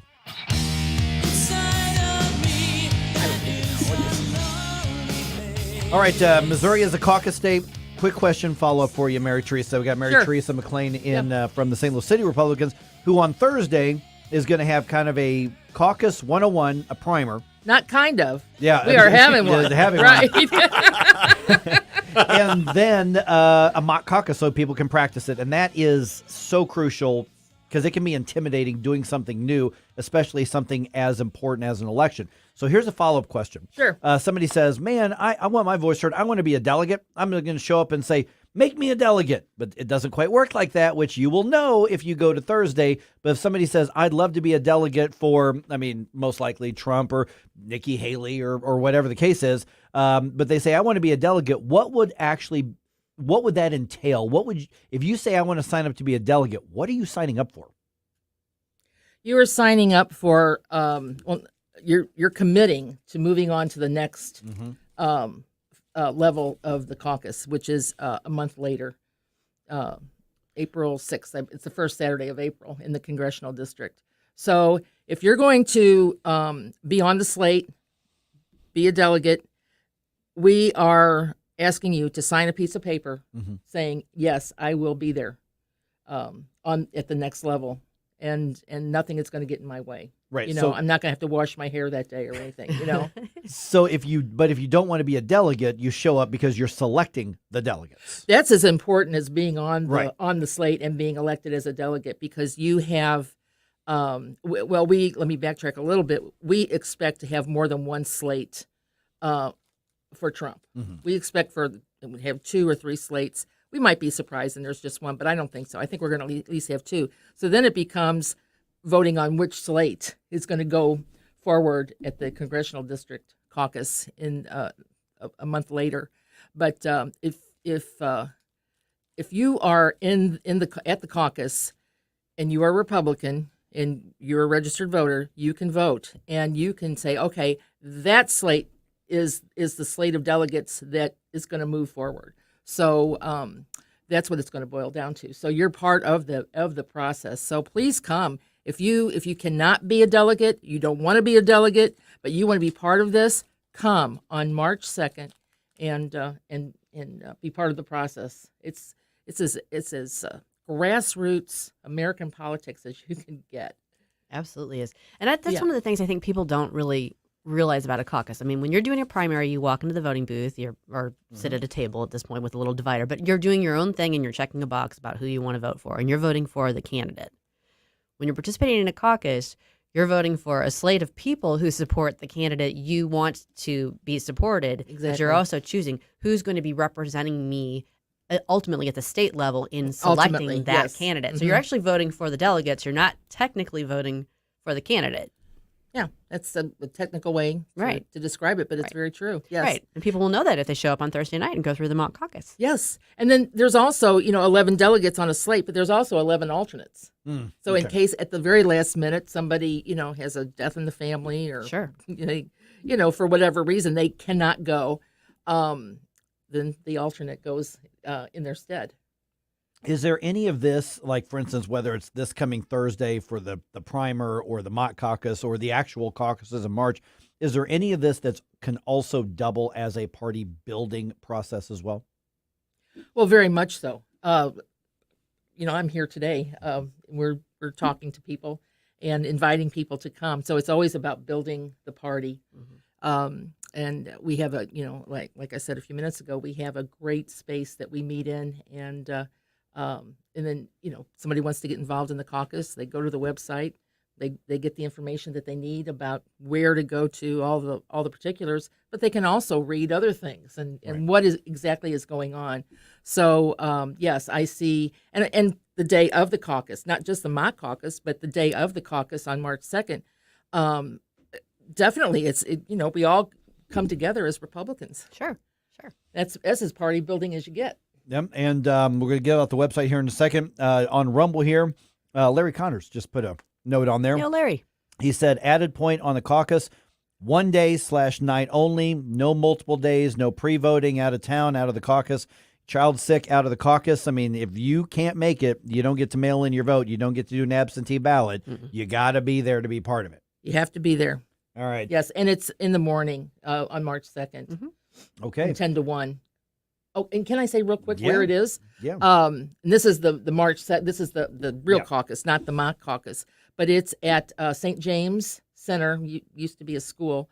There was St. James the Greater Church, and they rent out the gymnasium. Oh, okay. So it's on Tam Avenue in Dogtown on the corner of Wade, and enter on the Wade side.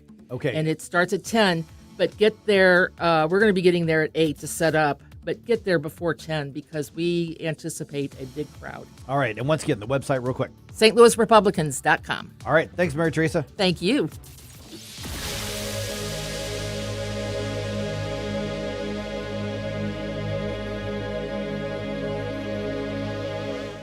Do you have a car sitting around you want to get rid of? Then here's a great idea. Donate your car and help veterans and their families. Yes, one fast call to the Veteran Car Donation Program and we'll come and remove your car for free. Fast, free towing, and 24-hour response.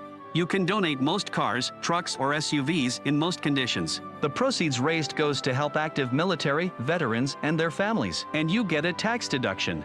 All you need to do is make this free call. Get rid of that old car and help the vets. We make it easy. Make this free call now and book your fast and easy pickup. Call the Veteran Donation Program now. Donate your car and help veterans and their families. Operators are standing by. Here's the number. 800-925-1596.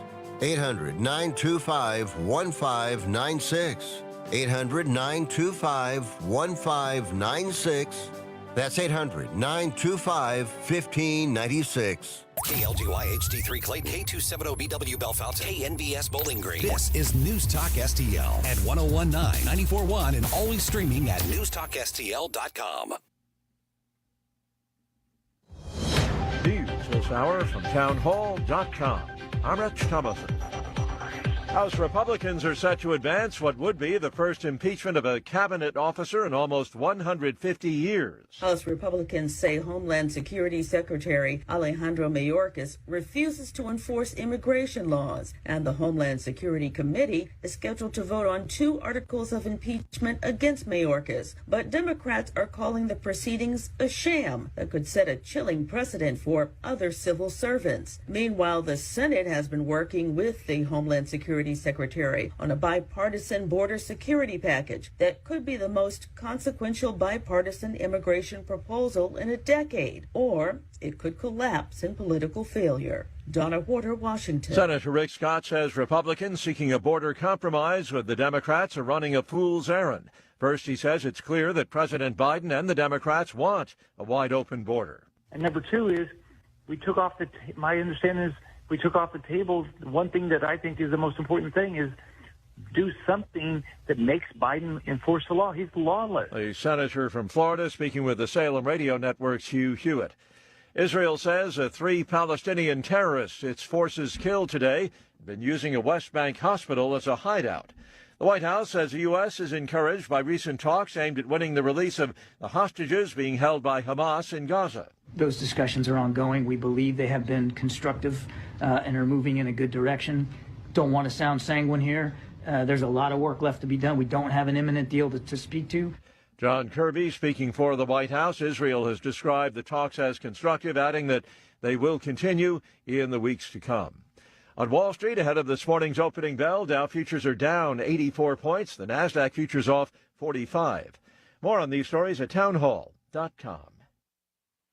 Terrorist attacks against Israel, escalating threats of a third world war, natural disasters, and civil unrest are causing people to wonder, are we living in the end times? In his new book, Are We Living in the End Times?, trusted pastor and best-selling author Dr. Robert Jeffress provides solid biblical answers to 7 key questions, including, what role does Israel play in the end times? What 5 headlines will signal we are in the end times? And how can you prepare for the end times? Are We Living in the End Times by Dr. Robert Jeffress is available right now at ptv.org and wherever fine books are sold.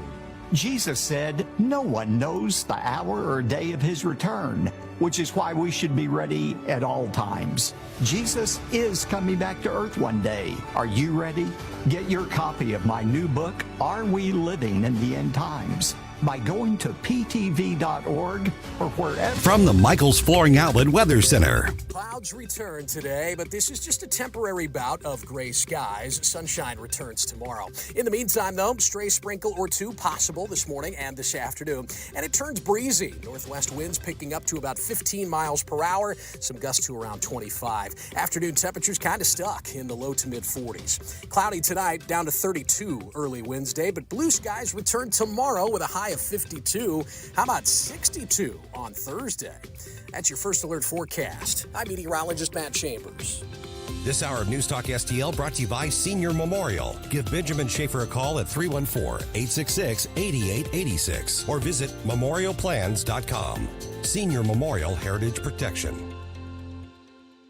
In the fast-paced world of digital marketing, making connections is a challenge for any business.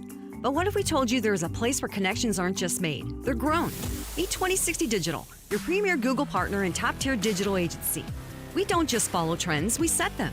At 2060 Digital, we're not just another agency. We're your strategic partner. We dive deep into your challenges and develop solutions that drive measurable outcomes. Ready to elevate your digital presence with campaigns that connect? Google 2060 Digital today. News Talk STL is proud to have Doug Voss of Safe Money Radio as part of our lineup each week. Doug has been a staple on St. Louis radio for many years as one of the leading financial experts in the area. Doug and Safe Money Radio is on 3 times every weekend, but in case you miss anything, you can check it all out at DougVossSafeMoneyRadio.com or call 844-676-SAFE. That's 844-676-7233. Doug Voss is a registered representative. Securities offered through DHL Securities, LLLP. Member FINRA and SIPC. Mike Ferguson. We the people. Gabe Pfeiffer. It's not rocket science. Rocket science. Get up, can't you hear the alarm? Get up. Mike Ferguson in the morning on News Talk STL.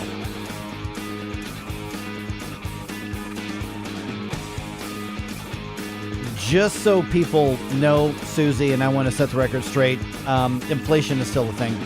No, really? I'm just saying. You mean the price of eggs hasn't gone down? Right. And a lot of people may not be seeing that in the headlines, may not be seeing that in the news right now. For some reason, the media doesn't want to keep covering what's happening with the economy because we find out that everything is in great shape. That's what they say. That's what I'm being told. Yeah.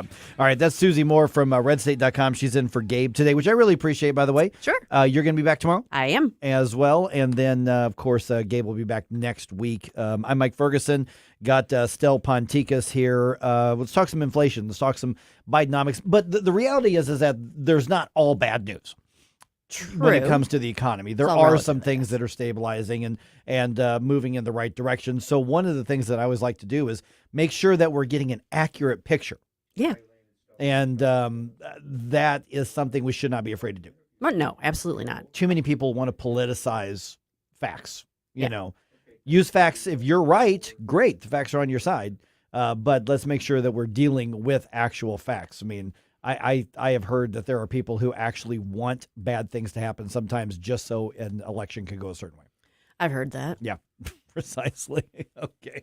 We are now joined by Elaine Parker. She's the Chief Communications Officer with the Job Creators Network. And Elaine, appreciate you being on the program here. Let's get an accurate picture of what's happening in the economy right now because Susie and I were just discussing, I just don't feel like we get a full picture when it comes to typical media out there.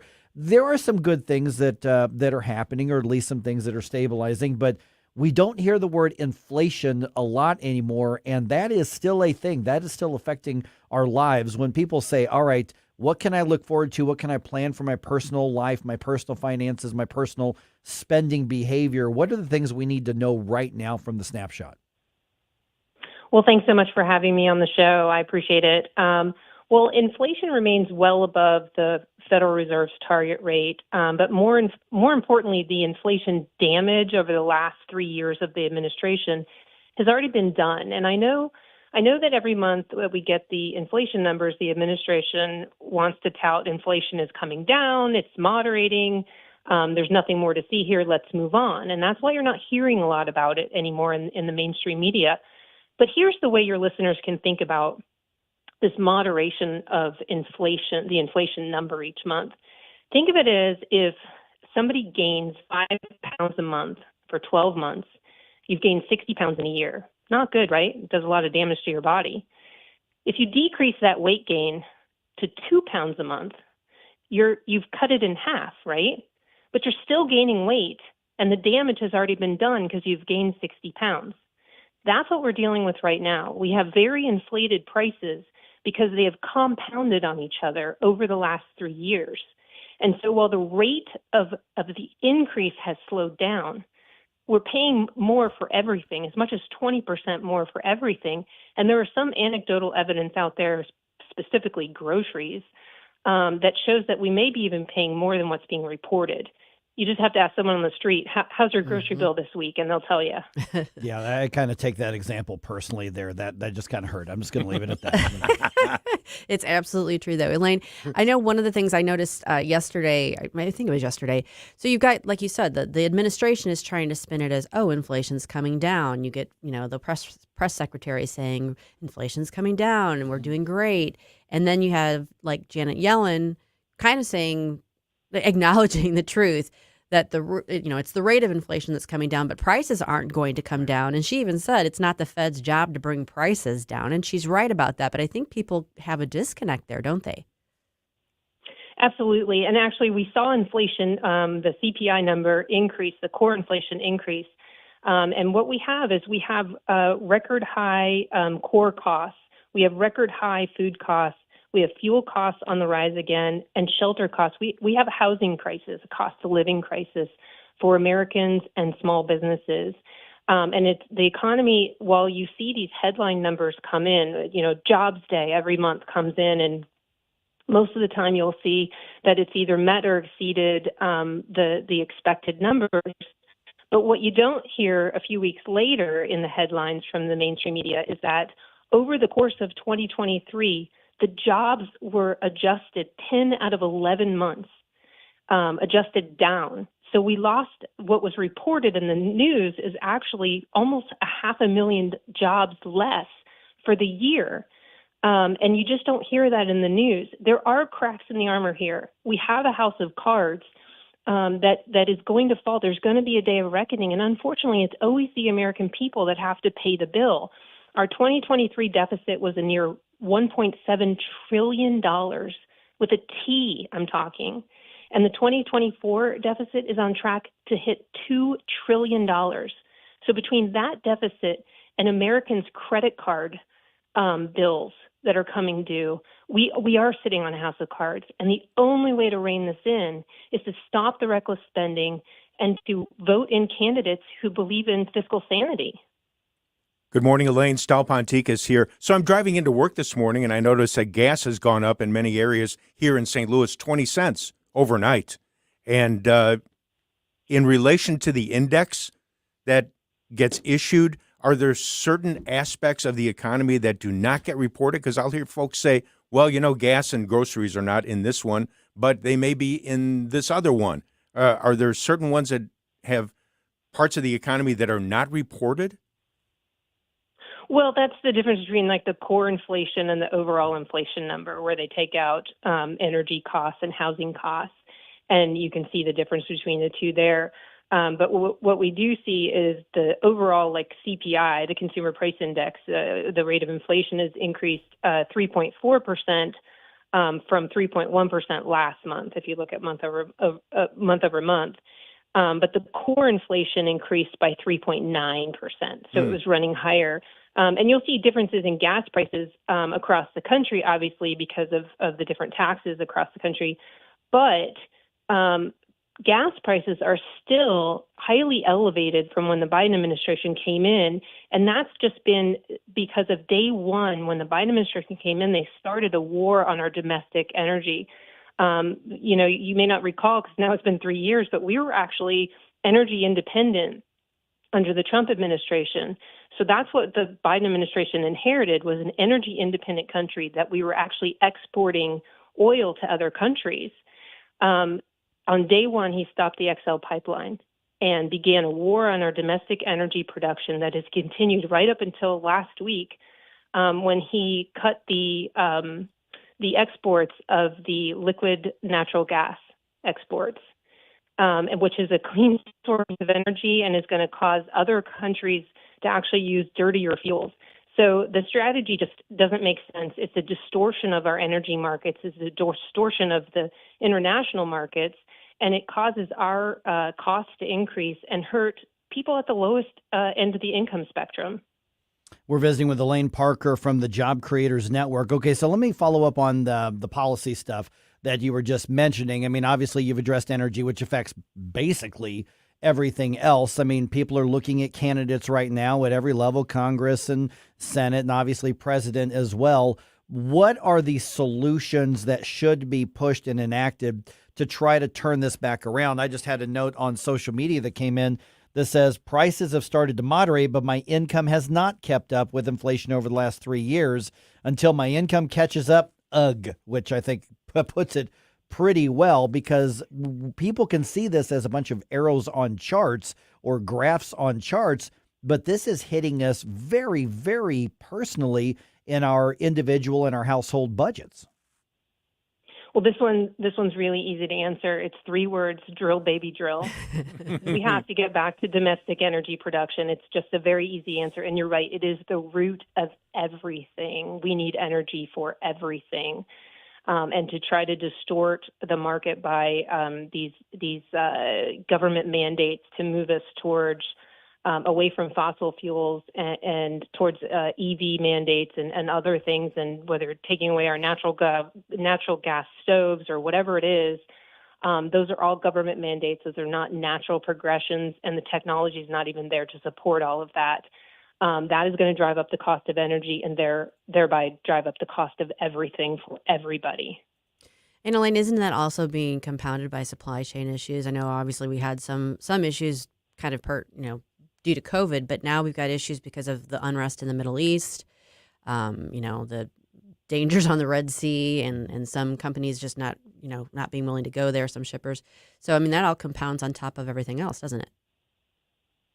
Absolutely. And when you look at our own domestic energy drilling decreasing and not being able to explore and drill on our own lands, that makes the supply even less, and we're forced to buy from countries that don't like us. And of course, I don't have to tell you what that means for us when we're buying from countries that don't like us. Hey, Elaine, real quick here, because I'm running out of time on the segment here, but we've talked a lot about the effect on all of us individually. We've talked about kind of the macro effect. What about the aspect of the businesses and growing businesses, entrepreneurialism, investing in businesses, because the economic outlook affects how aggressive or how high of a risk tolerance people will have when it comes to starting or growing businesses, particularly those small and medium-sized businesses around the country? Well, we're a small business advocacy organization, and so my focus is generally on Main Street small businesses. And I will tell you, just right at the top, small business owners, entrepreneurs are generally an optimistic bunch. So I say that at the lead of this. But we do a national poll of small business owners, and right now our small business owners across the country, only 27% say the economy is headed in a positive direction. So I can leave you with that, but the outlook for small business owners when they look at the overall economy, they are not positive about it, and they do not like Bidenomics. All right, and where do we learn more about what you all do at the Job Creators Network? You can go to jobcreatorsnetwork.com and subscribe to our newsletter. And if you're interested in supporting our efforts, you can do that too. All right, Elaine Parker, thanks so much for the update and the perspective. Thank you. All right, 314-912-1019. You know what's sticking with me already there is when she said entrepreneurs and small business owners tend to be an optimistic bunch, and that's been my experience. Mm-hmm. And to find that just over a quarter of them are optimistic, meaning almost 3/4 are not. It's not a good sign. That tells me something right there. All right, 314-912-1019. This is 1019 and 94.1 News Talk STL.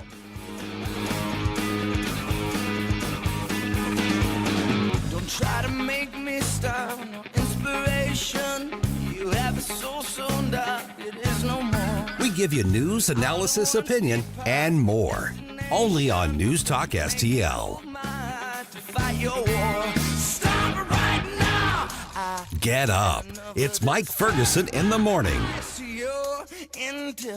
Stop right now before you blow us all away.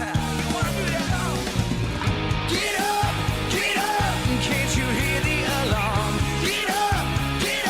St. Louis City voters, ever felt like your voice could change the game? Well, picture this. You choosing the delegates at the upcoming March caucus that could represent our city on the national stage. The St. Louis City GOP is having a mock caucus event this Thursday, February 1st at 7 p.m. Your training ground, your free ticket to understanding the caucus process. Don't just witness history, be a part of it. For more details, go to stlouisrepublicans.com. Paid for by St. Louis City Republican PAC, Curtis Farber, Treasurer. Getting a new floor for your home can be intimidating and a little scary. But that's not the case when you go to Michael's Flooring Outlet. Katie here, and my mom and dad used Michael's, and they had a great experience. They've been a locally owned and operated family business for more than 30 years. You want variety? Michael's has carpet, hardwood, laminate, ceramic tile, luxury vinyl, natural stone, and many other options. Shop in-store at one of their 3 locations in Creve Coeur, Dardine Prairie, or St. Peters. Check out everything that Michael's has to offer at igotfloored.com. Mike Ferguson here. Retirement should be a time you can relax. No more stress from work. But there's one thing you can't forget about when retiring. That's your money. Do you have enough saved to fund your income for life and keep up with inflation? How will you claim your Social Security benefits? And what about long-term care? The ClearPath Wealth Management Group at Stifel is here to help answer all of these questions. You can hear their latest views on the markets and investing during On the Money, hosted by Stifel financial advisors Bob Stockdale and Eric Robert, every Saturday morning at 9, right here on News Talk STL. They can help you get organized, guide you through critical retirement decisions, and create an investment portfolio designed around your needs. To schedule your free retirement plan consultation, go to clearpathinvesting.com. That's clearpathinvesting.com, or call 636-695-2650, 636-695-2650. Stifel Nicholas and Company Incorporated, member SIPC and NYSE. We know you have lawns to mow, work sites to build, fields to manage, and jobs to finish. With over 100 years of experience, Seidenstricker Nobe will be with you every step of the way. Our customers are the center of everything we do. Find affordable pricing, low monthly payments, and easy financing options on all our John Deere equipment. With 27 locations to serve you, Seidenstricker Nobe Partners is your source for everything John Deere. snpartners.com. And then the media. 1019 and 94.1. They lying about what's going on in America. They lying about it. News Talk STL. Dan Bongino here. Keep it on News Talk STL because my show starts at 11 a.m. Right now, it's back to Mike Ferguson in the morning. Don't get angry with me. I never caused you no pain. I don't know this one. Who's this? New Rolling Stones. Oh, wow! Angry. How often do you hear the term, hey, new Rolling Stones song? Not very often I'm anymore. like, I like it, but I'm like, wait a minute, I don't know this song.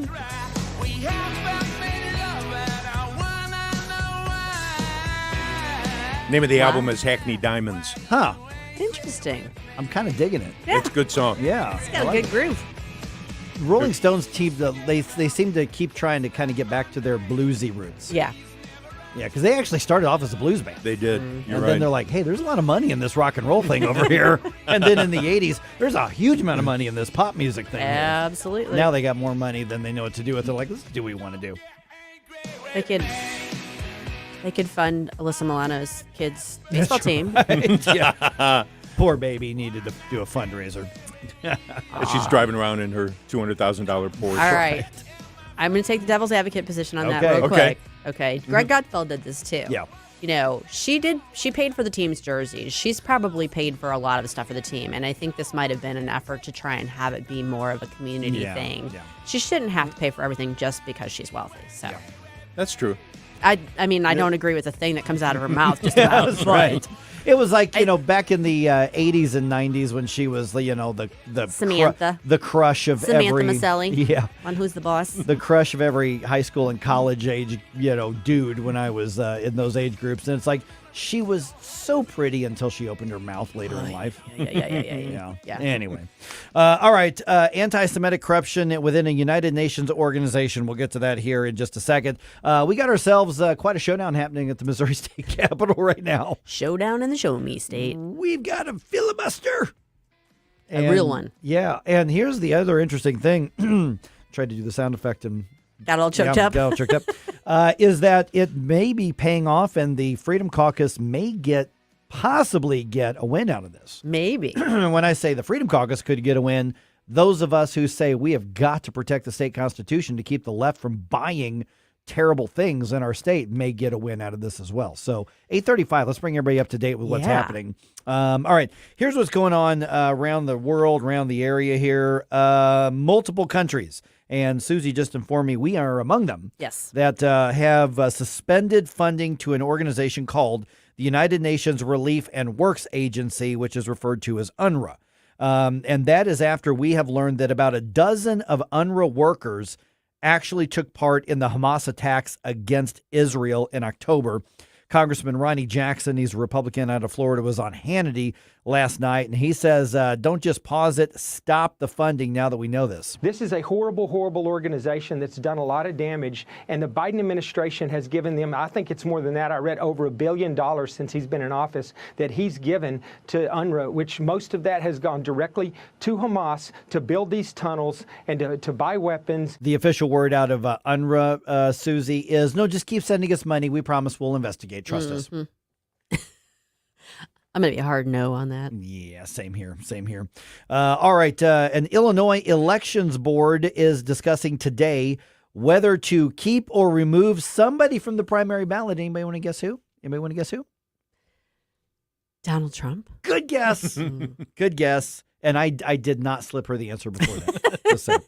Yeah, we're doing this again here. So here's what's happening is the State Board of Elections has their regularly scheduled meeting today. This was on the calendar. They were going to meet no matter what. And this is part of their agenda. Somebody got enough signatures, which is next to nothing in Illinois, it turns out. Yeah, it's a very low bar. I mean, very low bar for an entire state to start the process of having the hearings and all that kind of stuff. And so there was a hearing officer who wrote up a report and a recommendation for the board. I'm a little wonky here, but I'm trying to connect the dots here. That hearing officer is a retired judge who's actually a Republican, heard both our sides of the argument last week, and then wrote his recommendation, which is to remove Donald Trump from the primary ballot in Illinois, and this all has to do with the January 6th riots. So the 8-person board is 4 Democrats and 4 Republicans, and obviously, Susie, regardless of whether they decide to take any action with Donald Trump or just say, no, he's on the ballot and let it go, the U.S. Supreme Court is addressing this now. I mean, basically, they're about to hear some arguments on this. They're going to have to make a decision because you got Maine, you got Colorado, you got Hawaii, you've got other states that are blue states that are trying to kick Trump off the primary ballot. Yeah, the arguments are set for next Thursday, February 8th, before the Supreme Court. And then how soon after that they will rule kind of is an open question. There's a lot to process. There's a lot to get through. So it's not going to be immediate, but I'm sure they're trying to expedite the process as much as possible. The tricky part is that each of these states has their own mechanism for doing this. So if you're going to look, I mean, there could be an an overarching principle about whether or not a state can remove a candidate from the ballot. But, you know, Colorado did it through their Supreme Court. Maine did it through their Secretary of State. Illinois is doing it through this board. So each state has their own mechanism. Yeah. It's going to be interesting to see how that shakes out when the court actually does. And there's probably been like 40 amicus briefs filed with the court. Oh, easily. Yeah, I mean, I saw the list of them. It's a huge number of list of briefs that they have to get through. And I would think, and Mike O'Neill from the Landmark Legal Foundation was on with us a couple weeks ago before the Illinois thing, popped up. His opinion was the court's likely going to feel a lot of legitimate pressure to render a decision on this pretty quick. Yeah. I mean, we're in the primary and caucus season already. Yeah. So it's no good to like delay it till June. Right. That's when not all the helpful. other hand downs happen. Right. And it's also, I want to point out that these are just the primary. All of these questions are about the primaries. Right. But not the general. They could go, the principles underlying them could Right. go to the issue of him being on the ballot in the general as well. Right. So there are states where, you know, if they had their druthers, they would not allow him on the general election ballot. Yeah. Right. And you may say, well, okay, so what? So California doesn't allow Trump on the ballot. Big deal, because, you know, he can't win California anyway. But that would sure affect voter turnout in every other place in the state. It absolutely would. Yeah. And how would you feel if you were a Californian who wanted to vote for Donald Trump? I mean, you'd feel like you were being denied a basic right. Well, you'd only feel that way because you're being denied a basic right. And the folks who are down ballot may feel exactly. like, hey, come on. Yeah, because if you're in a purple or a light red district, you need that voter turnout, You do. you know, to get out there. So that has an effect all the way up and down the ballot, as Stell was just saying. Okay, let's see here. Negotiations continue in Congress for a border security package. Senator Eric Schmidt was on the Ingram angle last night on Fox, and he says, you know what, this President Biden guy, I just don't trust him to negotiate in good faith. He reversed remain in Mexico. He ended that. He paid contractors $140,000 a day to not construct the wall. He's abusing parole, and he's sued Texas, who's actually tried to secure the border. He has no interest in it, and the idea that he's going to double pinky swear and really promise next time with some new language to do it is ridiculous. Okay, so I think the media, the White House, they want to say, listen, they're just not coming to the table because they don't want to deal with Ukraine and Taiwan and Israel funding, and Republicans are saying you guys are playing politics by connecting all of this. We want a vote on border security, then we'll vote on the other stuff. And essentially, the Republicans and Eric Schmidt are just saying there's no good faith negotiating going on here. There's not. And the thing that keeps getting overlooked is the fact that Biden himself changed all these policies when he took office. He did that via executive order. He could undo the executive orders that he's issued regarding this and undo like 90% of the harm that he's caused. Yeah. But he's trying to lay it all on Congress so he can blame the Republicans. So it's a load of baloney. Yes. You know, these are the days when I wish we still had a tabloid in St. Louis because double pinky swear would be great on the front page of a newspaper. That's a tabloid. Oh, man. All right, quick note here. Congressman Mike Bost picks up some significant support in his reelection bid. The Illinois Fraternal Order of Police announced its endorsement of Bost on Monday. Now, the Illinois Fraternal Order of Police, I hear, really doesn't sway a lot of voters in Chicago, but where Mike Bost lives in downstate Illinois, they still back the blue. Sure. So that's a big deal. All right. Anybody want to honor your ex this Valentine's Day? I'm going to pass. You sure? Yeah. Okay, just saying. Because for a small fee, the St. Louis Aquarium is going to name a vegetable, a cricket, or a mealworm after your ex, and then feed it to one of their critters. I feel like that's just not going to make things better. If you've got a contentious relationship with your ex, it's not going to make things better. If you've got a decent relationship with your ex, it's not going to make things better. Well, that'll fix that. Unless you play practical jokes on each other, in which case that might work. Yeah. All right. So what'll happen is if you give them, $5 or $10 or $25 or whatever you want to donate, they will send you a digital Valentine's Day card as part of their Love Bites fundraiser. All the funds raised support the St. Louis Aquarium Foundation and fill the tummies of the critters as well. All right. Blues play at home tonight. Yeah. Columbus Blue Jackets in town for this one. And the puck drops to 7, but the Blues are on a hot streak right now. They are. Oh, wow. Lots of overtime wins, too. Yes. What, 3 in a row now? Yeah. And they've won 5 games in a row. Making them nail biters. And a bunch of them 4-3. So what are the odds that tonight's game is 4-3? That would be hilarious if it is.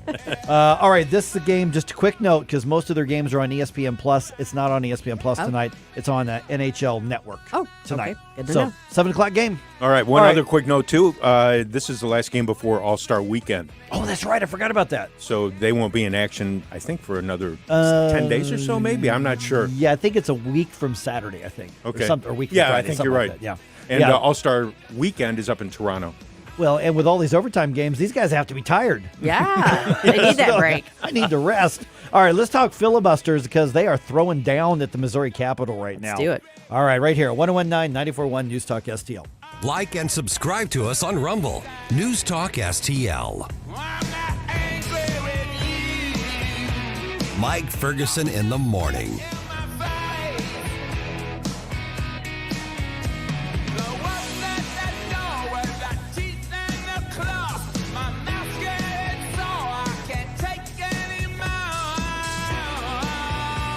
From the Michaels Flooring Outlet Weather Center. Clouds return today, but this is just a temporary bout of gray skies. Sunshine returns tomorrow. In the meantime, though, stray sprinkle or two possible this morning and this afternoon. And it turns breezy. Northwest winds picking up to about 15 miles per hour. Some gusts to around 25. Afternoon temperatures kind of stuck in the low to mid 40s. Cloudy tonight, down to 32 early Wednesday, but blue skies return tomorrow with a high of 52.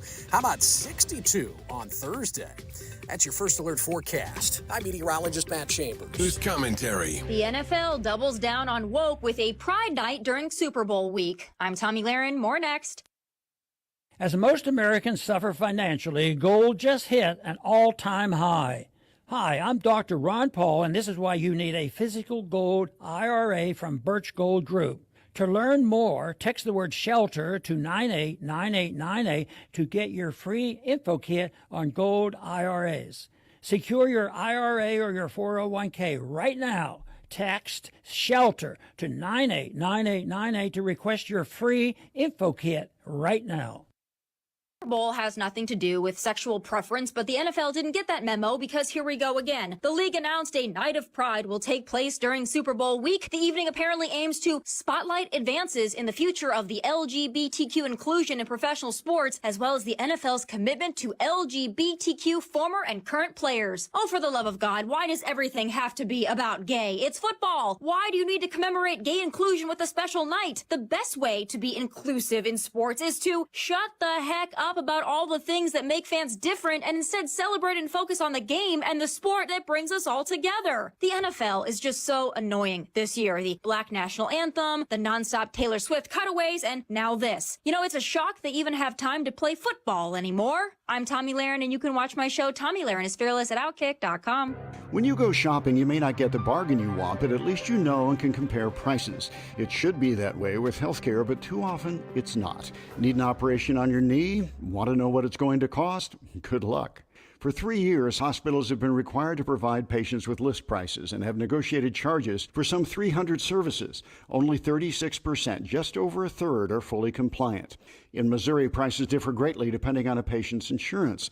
The cost of a pelvic CT scan, for example, can be 20 times more expensive in one hospital than another. Price transparency allows patients to compare providers, forces hospitals to compete on price, and helps insurers negotiate lower rates. State law should require all healthcare providers to publish prices in a user-friendly form.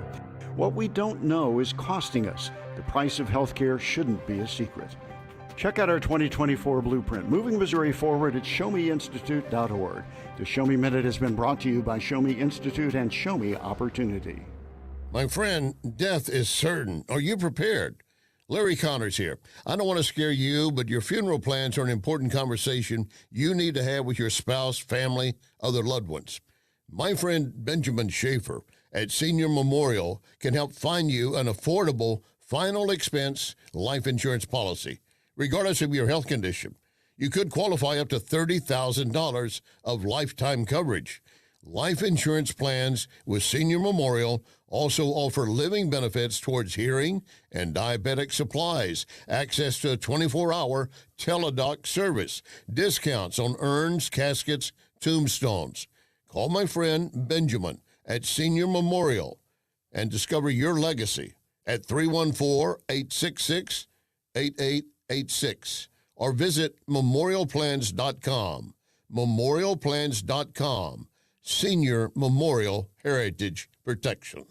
This is what's happening. These are individuals that were known terrorists that we have caught crossing the southern border. Texas has a right to secure their borders and secure their state because this administration is failing to do that. 101.9 and 94.1 News Talk STL.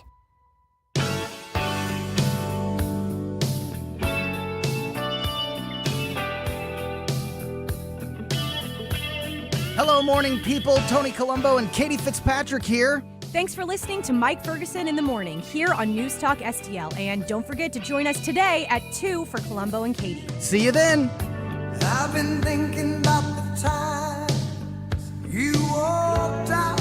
I know it was 80s pop rock, but the Raised on Radio album from Journey, I know it's saccharine sweet, but such a good album. Good stuff.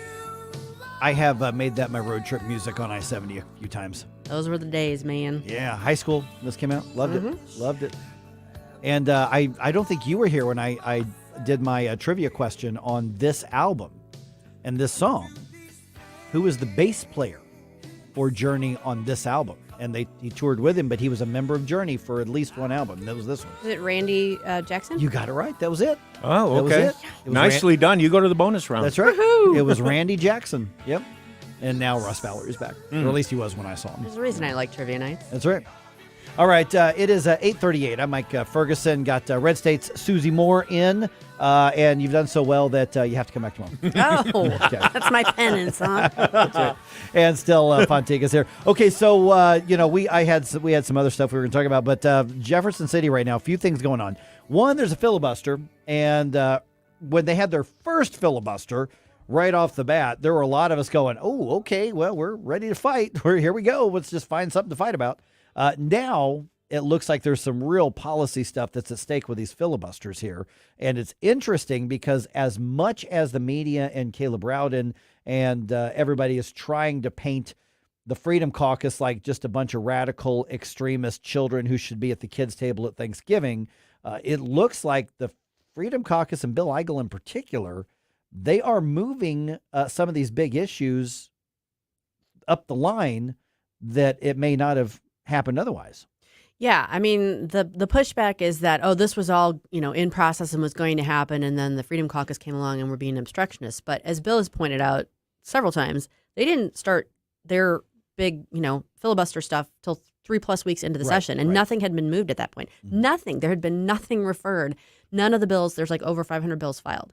That didn't happen until after all of this blew up, after all the hot, the spotlight was on it and national attention.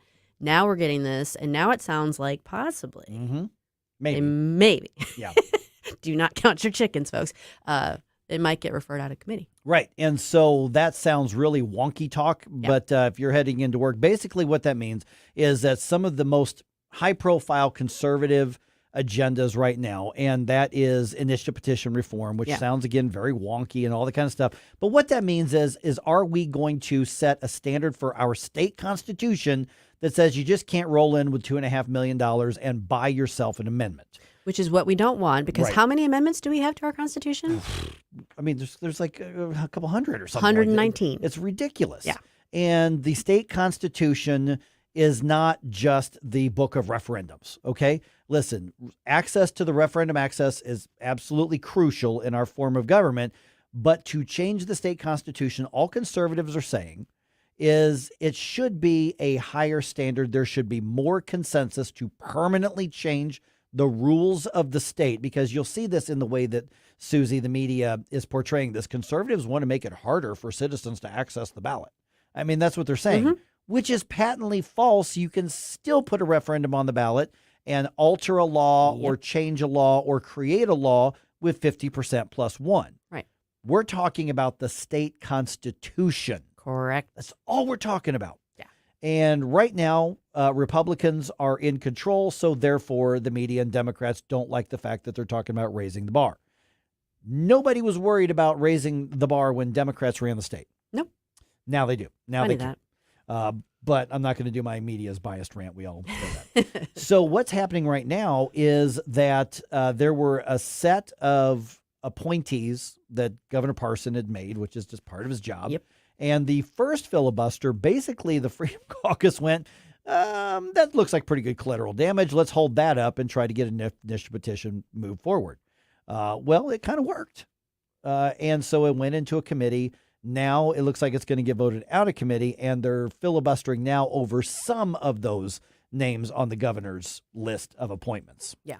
Yeah, I mean, we'll have to see. Supposedly what's going to happen is they're going to adjourn the Senate at 9 with the agreement that the IP reform is going to then, the committee hearing is going to be held, and IP reform is going to be passed out of the committee, which means progress for it. Now, it's not a done deal. No, not even close. There's several more steps in the process, and people that are trying to slow walk that whole issue are probably still going to be trying to slow walk it, but it is progress. And the slow walking is what's so effective, because you can say, oh, I really am in favor of A or B or C or all of the above, while wink, wink, nod, nod to your donors. Don't worry, I got this.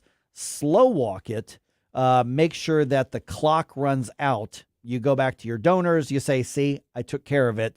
You go to the voters. See, I tried so hard. Look at my votes. Republican voters in Missouri need to ask themselves one thing. What's the Republican argument against IP reform? There is no Republican argument against it. There are a number of lobby groups that have problems against it.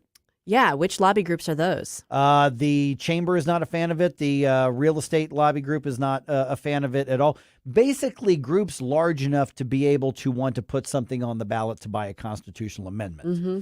They don't like this. Not advanced conservative principles, that's for sure. Oh, yeah. Well, if we're talking about that sort of thing, then sure. Yeah. No. No.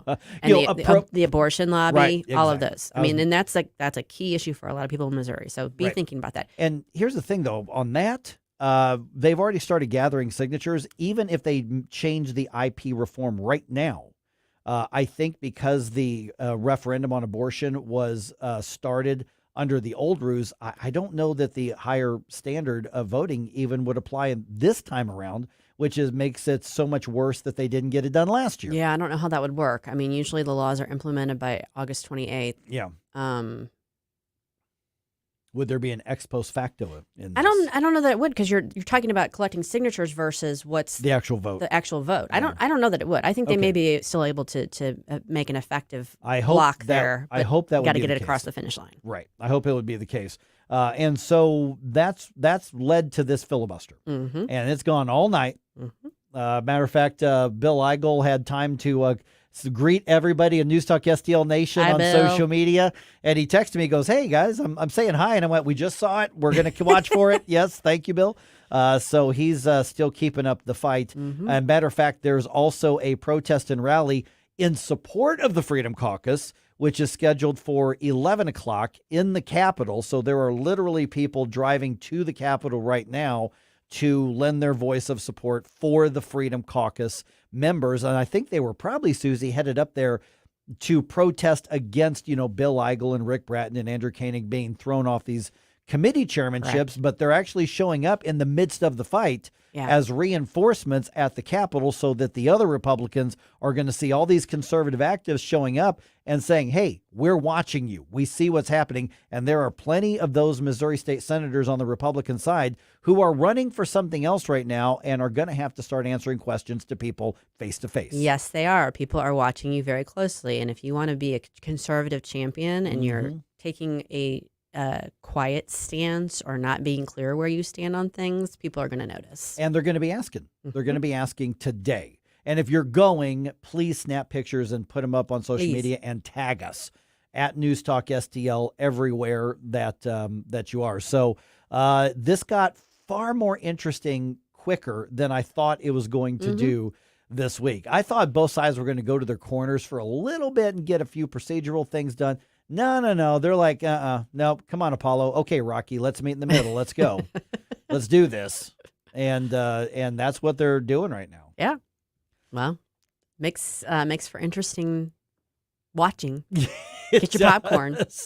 There was a time in my life a long time ago, I thought, I think I'd be a pretty okay state legislator. Maybe one of these days I'll run for something. And now I look at this and I'm like, I can be involved without putting myself Yeah, I don't know if through I would that. have the patience of. I would not. I would not have the patience for it at all.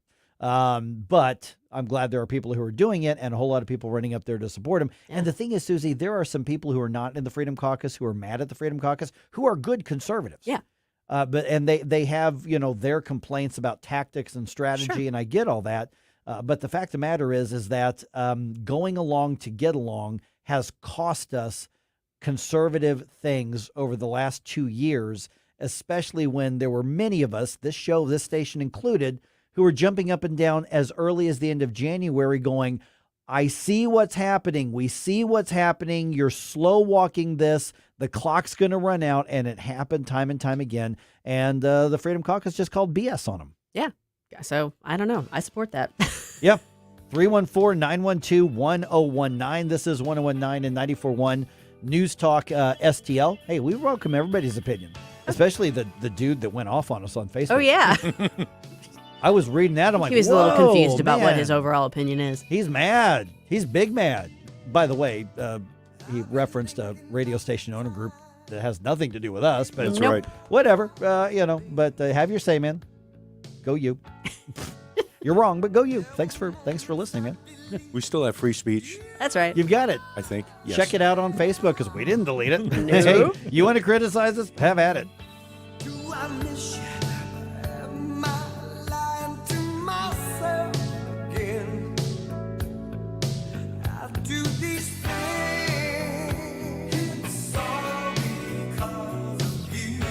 Like us on Facebook at News Talk STL.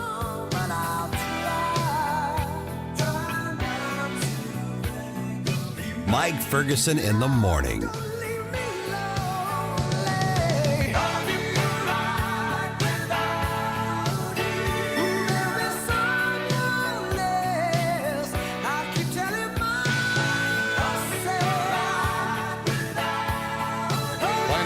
I encourage you to call McGuire Moving. And they not only do moving, they can provide you portable storage. They'll bring a storage container to you. You fill it at your time and convenience. They'll pick it up, move it where you want it. Here's their phone number, 314-241-0600. 241-0600. Website, McGuireMoving.com. McGuireMoving.com. Locally owned. Hey, Tony Colombo here for Gutter Pros. When Christine and I bought our new house, we knew the gutters were an issue, and after meeting the Gutter Pros team, we knew that they were right for us. Gutter Pros is your all-in-one gutter service team that offers a variety of affordable solutions, and they even offer free estimates, so there's no cost to you to find out if they are right for your home, just like they were for ours. If you're having a problem with your gutters, contact the Gutter Pros now, because with Gutter Pros, water goes where they tell it to. Call them at 314-656-7195 or visit gutterpros.com. I'm always glad to have new sponsors, but I have turned some down. See, I only endorse clients if I believe in them. And I've been a spokesman for John Beal for 10 years. Through those years, listeners said they went with John Beal because they trusted me. And just recently, a woman named Mary wrote, "We got a John Beal roof based on your recommendation." Thank you, Mary. And all the others for calling John Beal. 1-800-NEW-ROOF. 1-800-NEW-ROOF. The Vic Porcelli Show. It is an honor and a privilege. Alan Dershowitz, thank you so much for your time this morning. Hey, I know how to talk Brooklyn Italian. I grew do? up with Brooklyn Italians. All of my friends grew up in Sicily. We know what to say. Let me give you a word and see how you say it, okay? Some people would say mozzarella. How would you say that? I never had it. It wasn't kosher. Okay. So forget about it. Wow, this is great. Vic Porcelli, Live and local weekday mornings at 9 on News Talk STL. Tony Colombo here, reminding you to visit my friends at Bluff City Outdoors in Alton before your next trip into the great outdoors. For decades, Bluff City Outdoors has covered all the needs for area fishermen, and they'll always have all the best bait, tackle, and gear for your next trip on the water. And now they cover all your bow hunting needs, including their state-of-the-art indoor archery range and techno hunt system, open every day for you to come shoot, or you can join a league. Follow Bluff City Outdoors on Facebook and learn more at bluffcityoutdoors.com. Tim Jones and Chris Arps in the afternoon. It's Tuesday at 4:25. We'll speak with David Stokes about a new tax credit under consideration. And at 5:25, Randy Tobler. He's back. Tim Jones and Chris Arps. Weekdays at 4 on News Talk STL.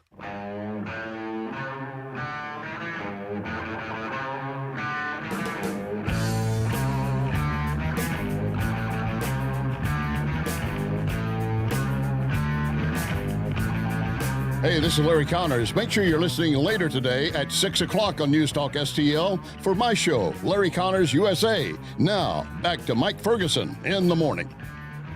Susie, I think Twitter right now is probably one of the best places to keep track of what's happening. Yep. With the filibuster that's going on in the Missouri Senate right now. Yep. Couple key accounts you can do. I think Tim Jones has watched this. Camellia Peterson from Americans. Camellia. Is she still with AFP? I think she's still with AFP. I think she is. Yeah. So she's watching it pretty closely as well. Some people get into these because they just love a good fight. Mm-hmm. And we see a lot of that right now. And I get it. You love a good fight. But if you don't have a purpose for the fight, then the fight's not worth it. But right now, when the dust is settling, even though there's this filibuster going on, it looks like people are starting to see, oh yeah, the Freedom Caucus has a point. Mm-hmm. And they're getting some results. Right. And here's what's weird is you remember that press conference that Caleb Rowden had, and you had all these Republicans behind him. Mm-hmm. I don't know how many of them really wanted to be there, but a lot of them did. A lot of them are just angry at the Freedom Caucus guys. Mm-hmm. They want to go along to get along, and there's some really good I had some friends that were there around Caleb. Sure. So there were some that, I think are frustrated because they agree with Bill Eigel and Nick Schroer and Rick Bratton and Andrew Koenig and you can go on and on and on and on. And they don't like the tactics. Right. Okay, fair enough. Yep. Fair enough. But what it looks like right now is that some things are happening that would not have happened with key issues if there hadn't been a throwdown and a stomp fight. Yeah. I mean, you can always, I guess if someone wants to kind of cover their tracks, they can always say, oh, well, we were going to do this, but then they got in the way of it. But it sure didn't look like they were going to do anything about it until the pressure started being brought to bear. We talked to Byron Keelin from Freedom Principle Mo early today in the program, and we were talking in part about this rally and protest that's going to happen in just about 2 hours. 2 hours, yeah. And you asked him, he said, what kind of, attendance are you expecting? And he said, well, I've been told around 200 people. I was kind of surprised on that. I'm like, that's a pretty good turnout. Yeah. I worked in the Capitol my senior year of college, and had we ever had, we had groups show up, but had we had 200 people show up, like, in protest mode, it would have been, it would have caught everybody's attention. Yeah, for sure. Because I have spoken at a few things at the state capitol over the years, but they were always on the front steps. Yeah. And, of course, you can fit a lot of people in there. Right. And I've spoken to a couple of pretty big crowds out there. But you go inside where the work is being done, I'm thinking about some particular conservatives who aren't on board and stood with Caleb Browden, as opposed to the Freedom Caucus. Right. They're going to have some very difficult questions to answer today. And that's part of the things that if you do a protest or a rally correctly, you can really pressure people into some changes. I'm thinking about the noise. Even if they're not like raising their voices. Yeah. The way that sound carries in that building. It bounces everywhere. It bounces everywhere. Acoustics are terrible in there.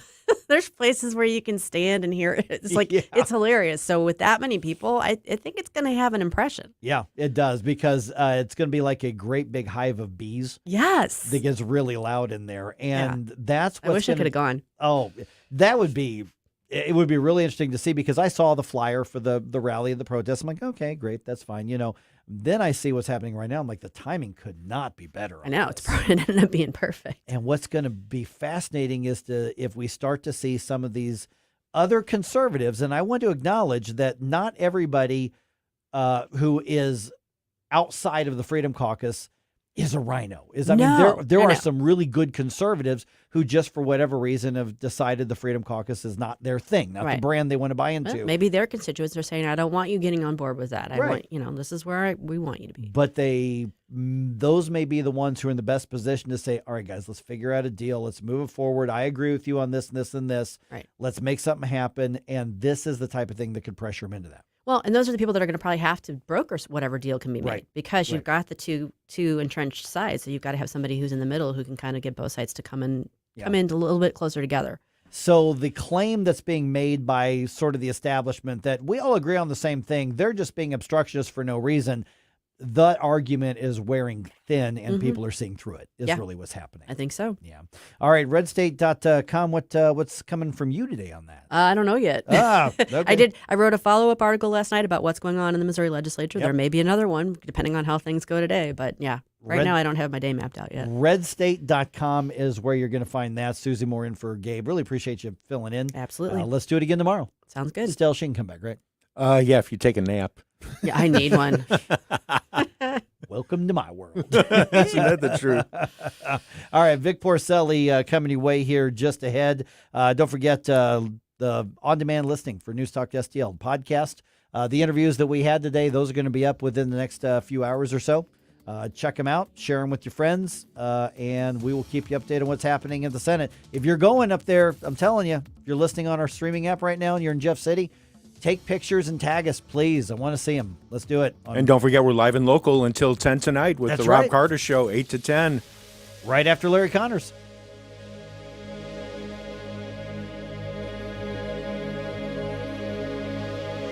My friend and I are taking a trip to Mexico this year, but neither of us speak Spanish. So we downloaded Babbel and started learning Spanish fast. Want to start getting conversational in another language? In as little as 3 weeks, Babbel's quick 10-minute lessons were designed by language experts to be the most efficient and effective way to learn a new language. ¿Cómo te llamas? ¿Cómo te